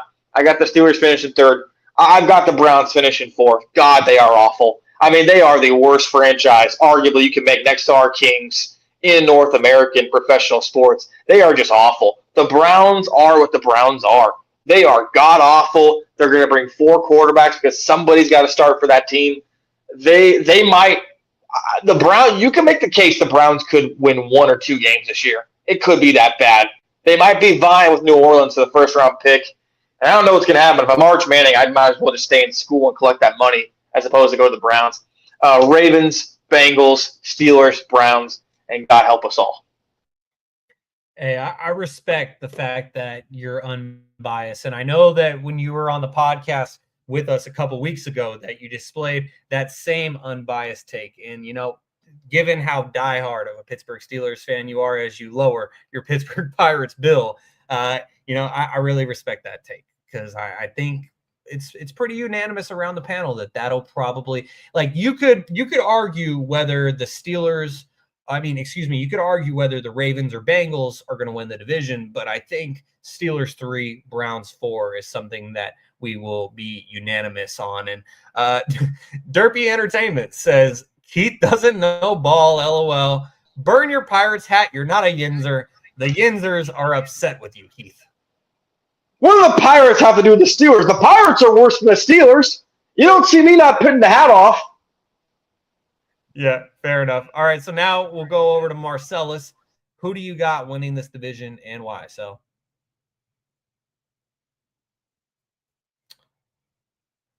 for the audio-only listeners right now, he's still muted, but he's holding up a Steelers Ryan Clark jersey. So you're going with the Steelers to win the AFC North? I'm going to go with the Steelers to win the AFC North for 2 reasons. One, because my girlfriend is a massive Steelers fan, so it'd be wrong and foul of me to not back her the way she backs me. And brownie points. I respect my it. first NFL game was a Steelers game, so I will be going for the Steelers no matter what. Let me get to more why. I don't know how we're still ruling out Aaron Rodgers as a top quarterback. Yeah, his last year wasn't horrible. It didn't look great, but it was a dumpster fire in New York since he got there. He got hurt. Third play of the game. Doesn't play that year. Comes back last year. I think he's going to get his feet under him. And granted, the Steelers split with Cincinnati. They split with Baltimore. And they split with Cleveland last year. So they weren't that bad in that division. Their overall record towards the back end is what hurt them in the long run. So I don't think division-wise they're in a bad spot. They're actually in a better spot getting the pieces that they got in the trade.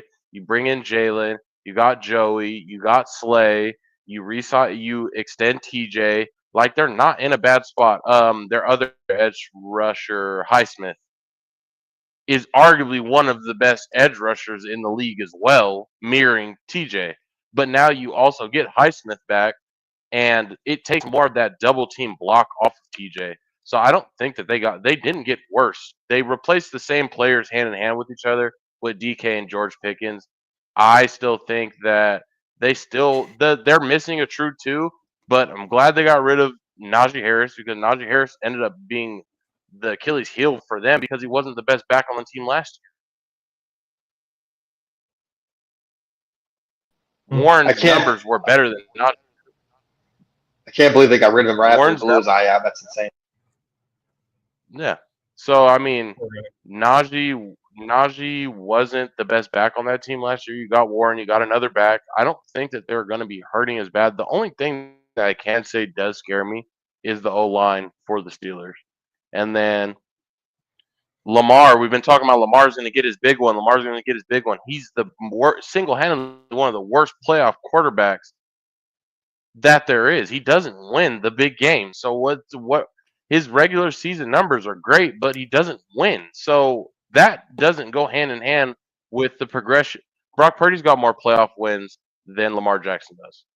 So we're talking about a Hall of Fame quarterback in that division now amongst two other quarterbacks that seemingly have not gotten it done. I don't think Aaron's fell off. I think that it's going to take the right team for him to be able to be for people to see the same Packers Aaron Rodgers. He's got Mike Tomlin's one of the greatest head coaches of all time. So I don't think that he's got a defense now. There's a defense there. Like the Jets defense when Aaron was there was awful. So it wasn't like it was yeah, you expect Aaron to go out there and put up 20 something points, 30 points, but the Jets defense is giving up 20. So what do you want him to do? Now I feel like he has defense there that actually is going to back him. I feel like they really do got a backdoor chance to win the division because everyone split last year. No one flat out just won every single division game.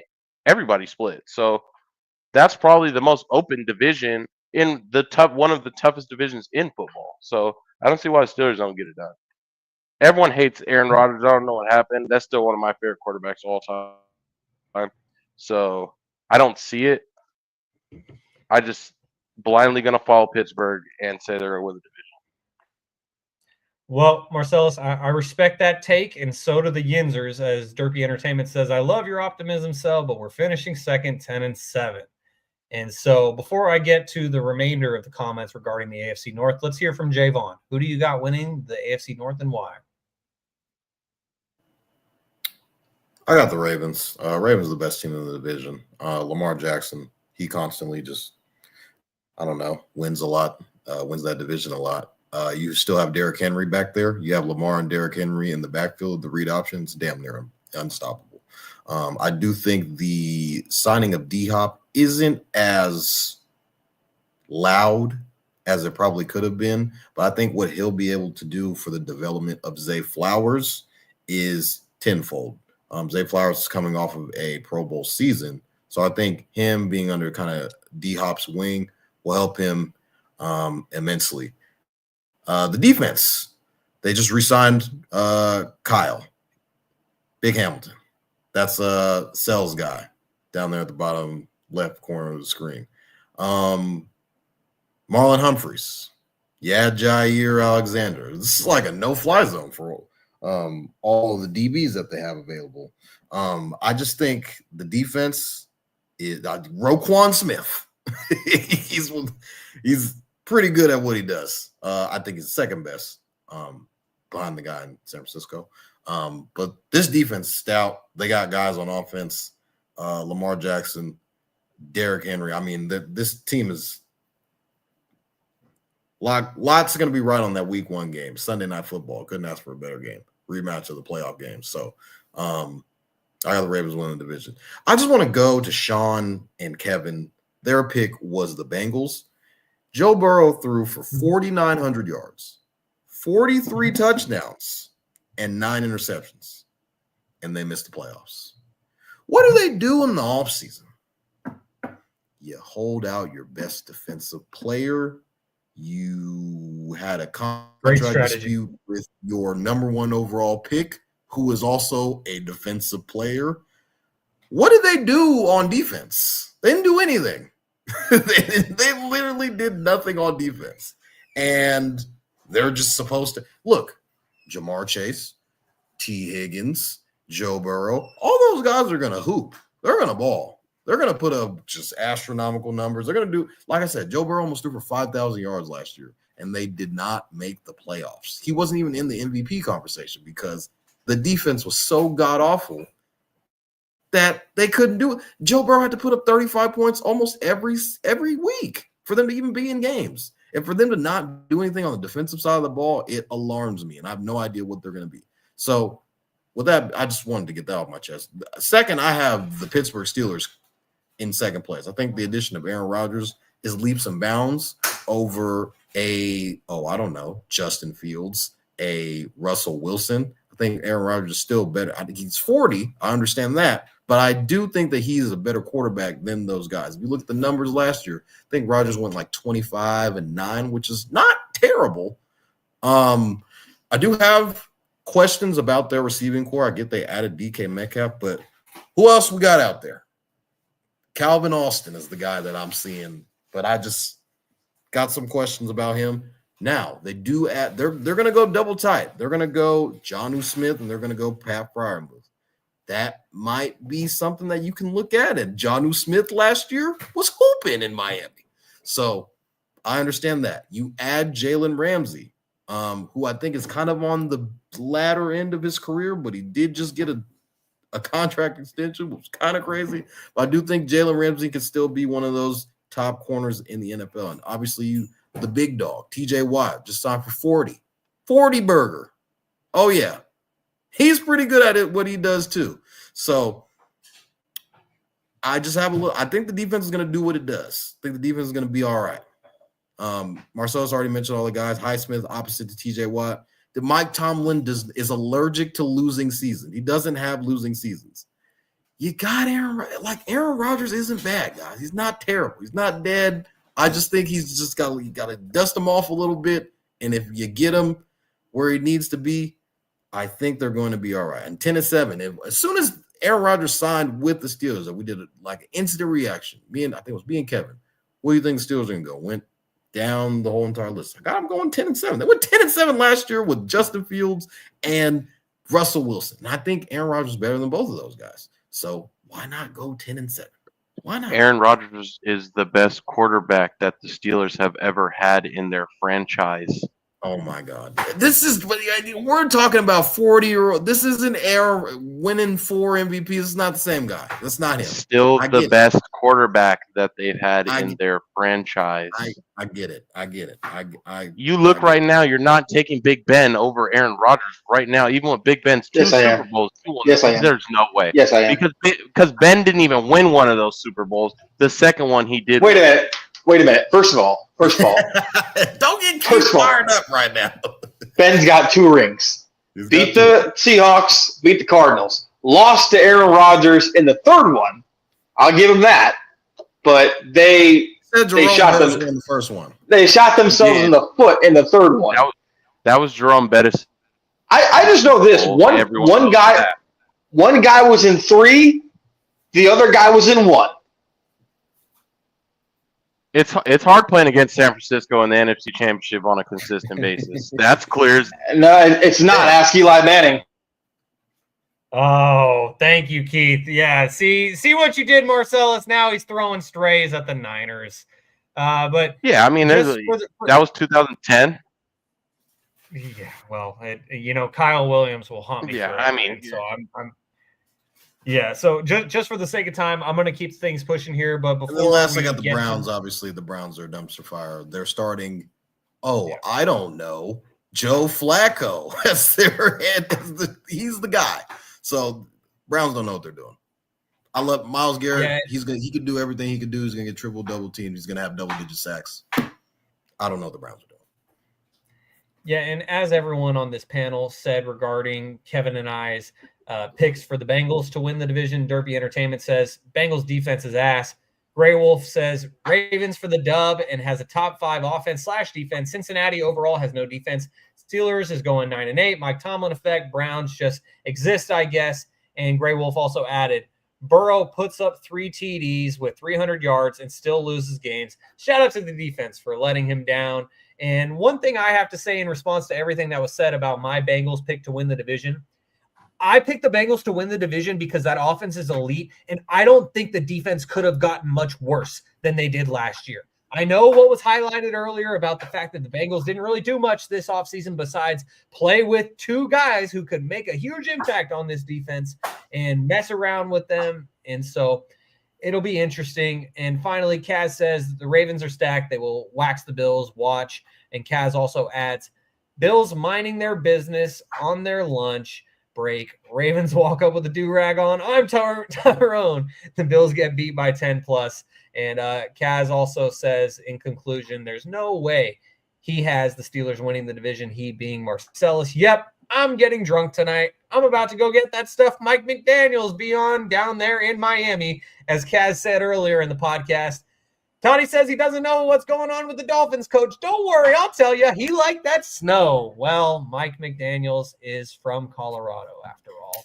And so we will keep things moving here on episode 156 of Stats Over Politics. Shaun Holko alongside Jaevon, Toddy, Keith Jouganatos, and Marcellus Dollson.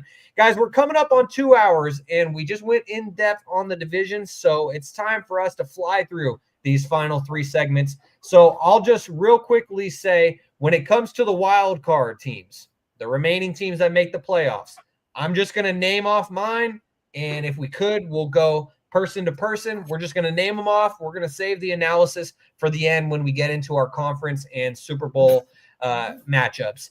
And then we're going to, for the awards at the end, we're also just going to fly through that as well. I'm going to name an award. We're going to go around the panel, and we're going to quickly just name off who we have winning each of the awards when we get to the end. So real quickly, we're going to get to the wild card picks. In the AFC, I have the Ravens, Broncos, and Dolphins making the playoffs as wild card teams. In the NFC, I have the Packers, the Commanders, and Jaevon, I got the Bears making it with the final wild card spot, even though I got the Lions winning that division. So now, Jaevon, if you could just name off to us, who are your 3 wild card teams in each conference?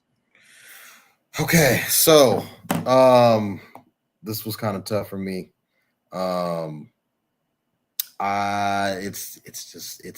just so much going on. So wild card, I have the Commanders, I have the Lions, and the Packers. Those are my okay. And for the AFC. Oh, we're doing for the AFC. My bad. Yep, we're doing both. We're doing both. And then for the AFC, I had the I have the Jags. I have the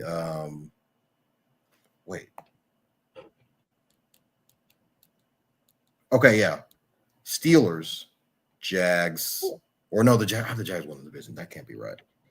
That is not right. It's all good. You want us to circle back real quick? Come back to me. All right, Keith, who do we got for your wild card teams? Okay, wild card team. Bears is the 5th seed. I got the Panthers as the 6th seed. Commanders is the 7th seed. West AFC. Bengals the 5th seed. Pats in the 6th. And the Chiefs in the 7th seed. Oh, Keith has the Chiefs skating in to the playoffs by the skin of their teeth. Jaevon, who do you got for your AFC wildcard picks?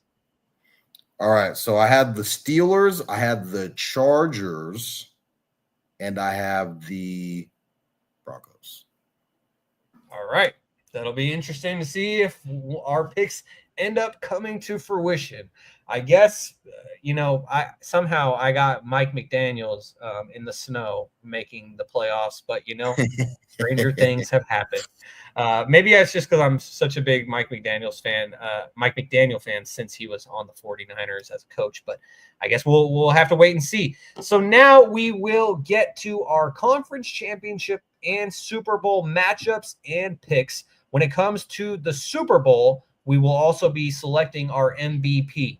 And so we can give a little bit of analysis on this, but for the sake of time, just to name off our award winners as quick hitters, as all the smoke would like to say, we're just going to do a little bit of analysis with these conference championship and Super Bowl matchups and winners. So I'll start off by reading Kevin's matchup in the Super Bowl, which is the Ravens versus the Eagles. And the Philadelphia Eagles diehard fan that he is has the Eagles repeating as Super Bowl champions and going back-to-back with a win against the Ravens in the Super Bowl. When it comes to my picks, on the AFC side, you guys are going to tell me that I'm crazy. I have the Bengals beating the Bills in the AFC Championship game. The Bengals are going back to the Super Bowl. Then on the NFC side, it hurts my heart to say this, but it just feels like the Eagles are the clear front runners in the NFC, and someone's going to have to upset them to knock them off. And so I got the Eagles defeating the Lions in the NFC Championship game. And so I got the Eagles going back to the Super Bowl. But as far as the Super Bowl winner is, I got the Bengals. I'm rocking the orange today. I got the WNBA orange on. You guys thought I was crazy for picking the Bengals to win their division. I'm picking the Bengals to win the Super Bowl. The Bengals are going to beat the Eagles in the Super Bowl. Joe Burrow is your Super Bowl MVP. It can't get much worse than it was last year for them defensively. If the Bengals offense stays at that same level and the defense improves a little bit, then I got the Bengals winning the Super Bowl this year. Keith, I know you think I'm crazy. Tell me why you think I'm crazy, but then also let's hear your conference championship and Super Bowl matchups and picks. Well, it's the fact that defense gives up like 300 to 400 yards a clip. Let's start with that. Anyways, after that foolishness is over, thank you for that laughter. AFC Championship, I got the Bills and Ravens in a rematch of Week 1. Whoever wins that game, I think, has home field advantage. In this case, it's the Bills. I have the Bills picked to win, and I have the Ravens to go into Buffalo, beat the Bills. On the other side of the bracket, I've got the Rams and the Packers and the Rams. I don't think the Eagles get back to the NFC Championship. I think in a rematch, the Eagles lose to the Rams of that divisional game. I've got the Packers winning that NFC Championship. And in the Super Bowl, I have the Baltimore Ravens winning the whole thing, and Lamar Jackson wins MVP and finally puts to rest all of the doubt about Lamar Jackson and the Ravens. Since we're hating on my Bengals pick, I feel like I've heard that said about Lamar Jackson winning in the playoffs for like 4 years now, so I'll believe it when I see it. But Jaevon, who do you got for your conference championship matchup and Super Bowl, as well as your Super Bowl winner and MVP? I have the Chiefs at Ravens, so I think the Ravens are going to be the number 1 seed. And I have the Ravens beating the Chiefs at the bank, as Mark Ingram likes to call it. And then over on the other side, I have the Eagles playing. I think it's going to be a rematch of last year. Got the Eagles, or not a rematch of last year. The Eagles playing against the Lions, as Shaun was saying. And I got the Eagles advancing to the Super Bowl again, but I have Lamar beating the Eagles in the Super Bowl, and Lamar Jackson gets Super Bowl MVP. He gets all the glory. Damn. So that's 3 people who have the Ravens going to the Super Bowl. Kevin's sticking with his Eagles to beat the Ravens in the Super Bowl. But Keith and Jaevon both have the Ravens winning the Super Bowl and Lamar Jackson as your MVP. And Marcellus dropped out of the stream. I think he's dealing with some technical difficulties, or he just had to dip out at the 2-hour mark. And so we'll follow up with Marcellus later on in the season to find out who his picks were to win the Super Bowl this year. As Grey Wolf says, Bengals wish they were the Chiefs winning the Super Bowl with purely offensive alone, but it doesn't always work out that way. Hey, the Chiefs have done it. Joe Burrow can do it too, because Joe Burrow, besides Tom Brady, is the only one to knock Patrick Mahomes out of those AFC playoffs. So I guess we'll have to wait and see when it comes to that. So now let's close things out, guys, with our NFL honors picks. Same deal as we did with the wild card picks, except we're going to rotate around. So I'm going to name an award, and then we're going to go to Jaevon, and we're going to go to Keith. So we're just going to shout them out. So I'm going to name the award, and then we'll go on and so forth. And so starting out with MVP, Kevin has Jalen Hurts. No surprise. Jalen Hurts winning MVP. As far as MVP for me, I got the same guy who's going to win Super Bowl MVP. Joe Burrow is going to win regular season and Super Bowl MVP. Jaevon. I got Lamar winning MVP. This will make it his 3rd time. So yeah, me and you are on the same boat. Got the same guy who I have won the Super Bowl. And he's winning the Super Bowl MVP. He's winning regular season. So even Lamar Jackson, 3rd MVP of his career. I got Lamar.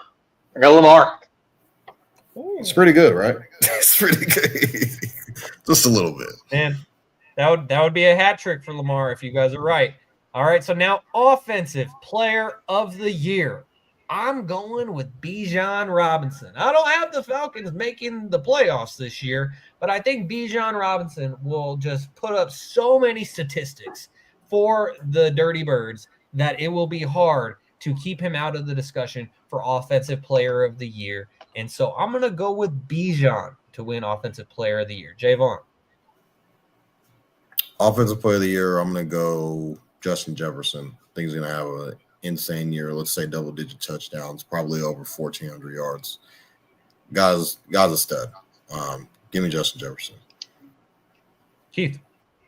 I got Saquon. I think the production will carry over to next year. He's pretty good, too. Keith is doubting the Madden curse, and that's what a lot of people who drafted Saquon are going to be hoping as well. And wow, lad. Hey, what's up, T? How you doing? I'm doing well. How are you? Good. I'm listening at y'all. I'm going to have to disagree with a couple of things here now. Offensive player. Understandable. Guess who I'm going with? I'm going to go. We're going out the East. It's a quarterback. Who you think? Who are you thinking? Offensive Player of the Year is usually Dak Prescott. I'll tell you that right. I'm going to go with Josh Allen. MVP or offensive player? Offensive. Okay. Offensive player. All right. That's a good one, ain't it? There we go. He would probably for sure. I think so. Usually they basically made the MVP like a quarterback award, and then the offensive player usually goes to like a skill position guy. But Josh Allen, he's gonna be electric again. He is. I like the kid. He's doing good. But it's Go Niners. She's also you already know. Bang bang Niner gang. Yeah. Bang bang. Bye. Good to see you, T. As Tracy Toddy makes an appearance on the podcast. And so one day Gray Wolf is going with Lad McConkey. Yes, that would be cool.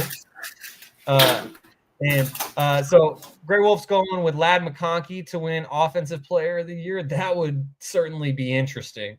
And so I believe we got everyone's offense. Keith, did we get your Offensive Player of the Year? I took Saquon. Saquon, yes, I believe, yes. There we go. Because you're doubting that. That was my trade of thought, is that you are doubting the Madden curse as well as everyone who drafted Saquon in the first round of their fantasy draft. Now, Defensive Player of the Year, I'm gonna go with a guy who just got traded, and he's gonna make Dallas regret it. Not like the fans don't already, but Jerry will. Micah Parsons is gonna be your Defensive Player of the Year. Jaevon, what do you think? That was a good pick. I kind of went back to a couple of guys. Give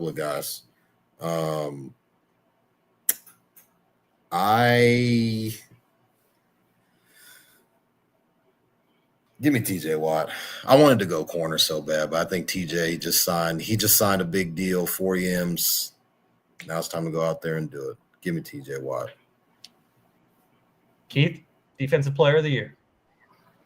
I think this is the year Jared Verse of the Rams puts it all together. I think he'll be one of the best pass rushers when all is said and done this decade. I think he's coming into his prime.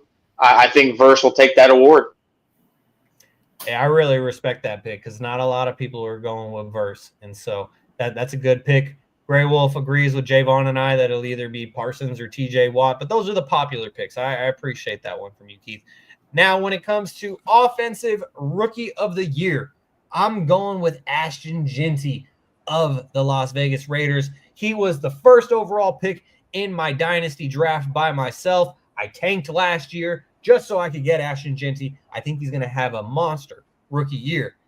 And Kevin, for Offensive Rookie of the Year, is going with Travis Hunter.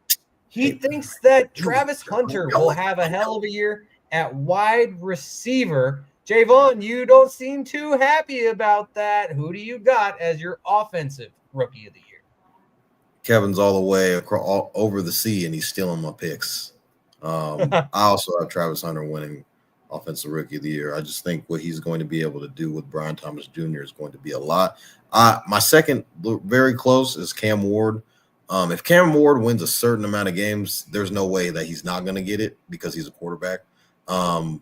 I just think what Travis Hunter is going to be able to do with the Jags is going to be pretty special. So give me Travis Hunter. Keith, how about you? I went back and forth on Genty and Ward. I think Cam Ward will have a lot more wins, I would say, if I had to bank on one, than the Raiders. So I'm going Cam Ward, but it could be a toss-up between either of those guys. And obviously Hunter, if he makes enough big plays, has enough big moments, and gets the Jags to where some of you guys think he's going to put them in that division, he could win it as well.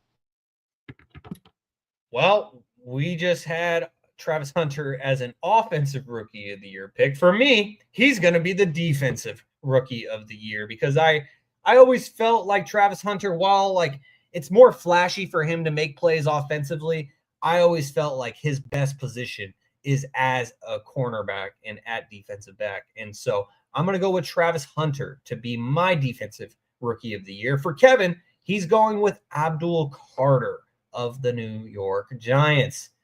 Jaevon, did he just steal another pick from you? You're muted. Oh, it's all right. Can you hear me now? Yes, sir. I am going to go with the guy who was supposed to be drafted higher than he was supposed to be, but injury kind of held him back. I'm going to go with Will Johnson, cornerback for the Arizona Cardinals. Will Johnson was scheduled to be a top like 10-ish. Like he was mocked to the Niners to be drafted. But knee injuries, pro day, everybody was kind of like, I don't know about the knee, but you kind of see him in preseason. He's moving around well in practice. You're seeing reports that he looks like he should have been a top 5 pick all along. Give me Will Johnson, the Michigan man. 2 years ago, it was him and Travis Hunter. People were saying Will Johnson was better than Travis Hunter, which I thought was a little bit over the top. But once upon a time, he was that guy before injury. And I do think right before the draft, there's certain things that you can and can't do because you're still rehabbing to get back to where you want to be. Will scare a lot of scouts away and teams away, and they feel like they can get value with you by dropping you high in the second round. So give me Will Johnson. All right, Keith, defensive rookie of the year. Who do you got? I like Abdul Carter. I think Carter will bring good reps to the pass rush that the Giants are already going to have with Burns and company.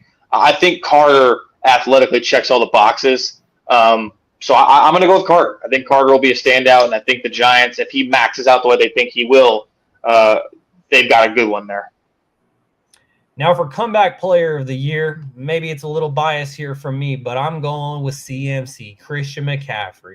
Going into last season, we didn't really expect Christian McCaffrey to miss as much time as he did, and then he misses half the season, comes back, plays like 3-4 games, and then he's out for the rest of the season again.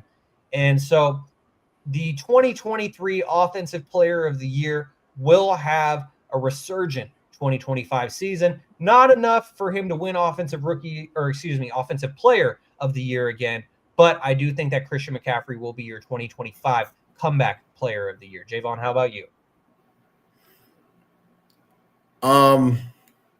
This one was also tough, but I do also have Christian McCaffrey coming back. A year ago, he had 20 touchdowns. 2 years ago, he had 20 touchdowns. This was a guy who he was the engine for the San Francisco 49ers offense, who did go to the Super Bowl. I just think he wants to get out there so bad and just show everybody that he's back and he's moving, that he's one of the best running backs in the league. There's all this talk, well, I get it, Saquon, 2,000 yards, won Super Bowl, get it. Awesome, that's good. Christian McCaffrey was that guy before Saquon ended up joining the Eagles. So I think with him at the helm, it's a different year. People were saying, Brock Purdy is not this. The Niners aren't the same. We're going to finish 4th in the division, all this, that, and the third. Well, let Christian come back out there and rush for double-digit touchdowns again. I think we'll be all right. So give me CMC, comeback player of the year. Keith, that's 2 for 2 on Christian McCaffrey as the comeback player of the year. I have a feeling you're going to go with someone else. Who do you got? I've got Aiden Hutchinson. I think especially if the Lions go back to where they were last year, it's going to have to be with Hutchinson because defensively they have so many holes. that he's got to really pick up the slack like that. I want McCaffrey to have a good year. I think he's good for the game. I just think Hutchinson coming back, he's going to be on a mission just to lay waste to the Valley. And if the Lions are going to be good in that stack of the division, he's going to have to be a big part. So I got Aiden Hutchinson. Finally, Coach of the Year. If the Bears are going to have the division championship season that Jaevon predicted, or a wild card season as I predicted, Ben Johnson has to be the Coach of the Year. For Ben Johnson to go to Chicago, revitalize a guy who was a number 1 overall pick and didn't look like it last year. If he has to play well for them to do well like Jaevon and I have predicted the Bears will do. And I think the byproduct of that would be Ben Johnson and his effect that he had on the Bears. And if the Bears make the playoffs, Ben Johnson will be your Coach of the Year. What do you think, Jaevon? I also do think it's Ben Johnson because I have the Bears winning that division. He'd be a first-year guy coming in and basically saving Caleb Williams if everything goes correctly. I think when he could have left a year ago, and there wasn't really any job openings that were to his liking. I don't think there were any good job openings a year ago. He ended up coming back for the second year, running the back with the Lions.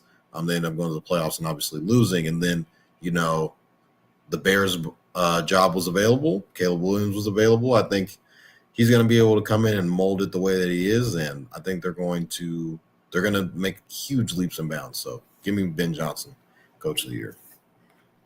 Keith, are you going to make it 3 for 3 for the Bears' new coach? I like Ben Johnson. I think he's going to do good. Obviously, I got them finishing second in my preseason predictions. But I think Dave Canales and the Carolina Panthers are going to win. He's going to win Coach of the Year. If he gets into the playoffs, I don't know how you can deny Carolina. They've been a doormat for like the last 4 to 5 seasons. No expectations. So I think between Ben Johnson and Canales, I think Dave Canales will win.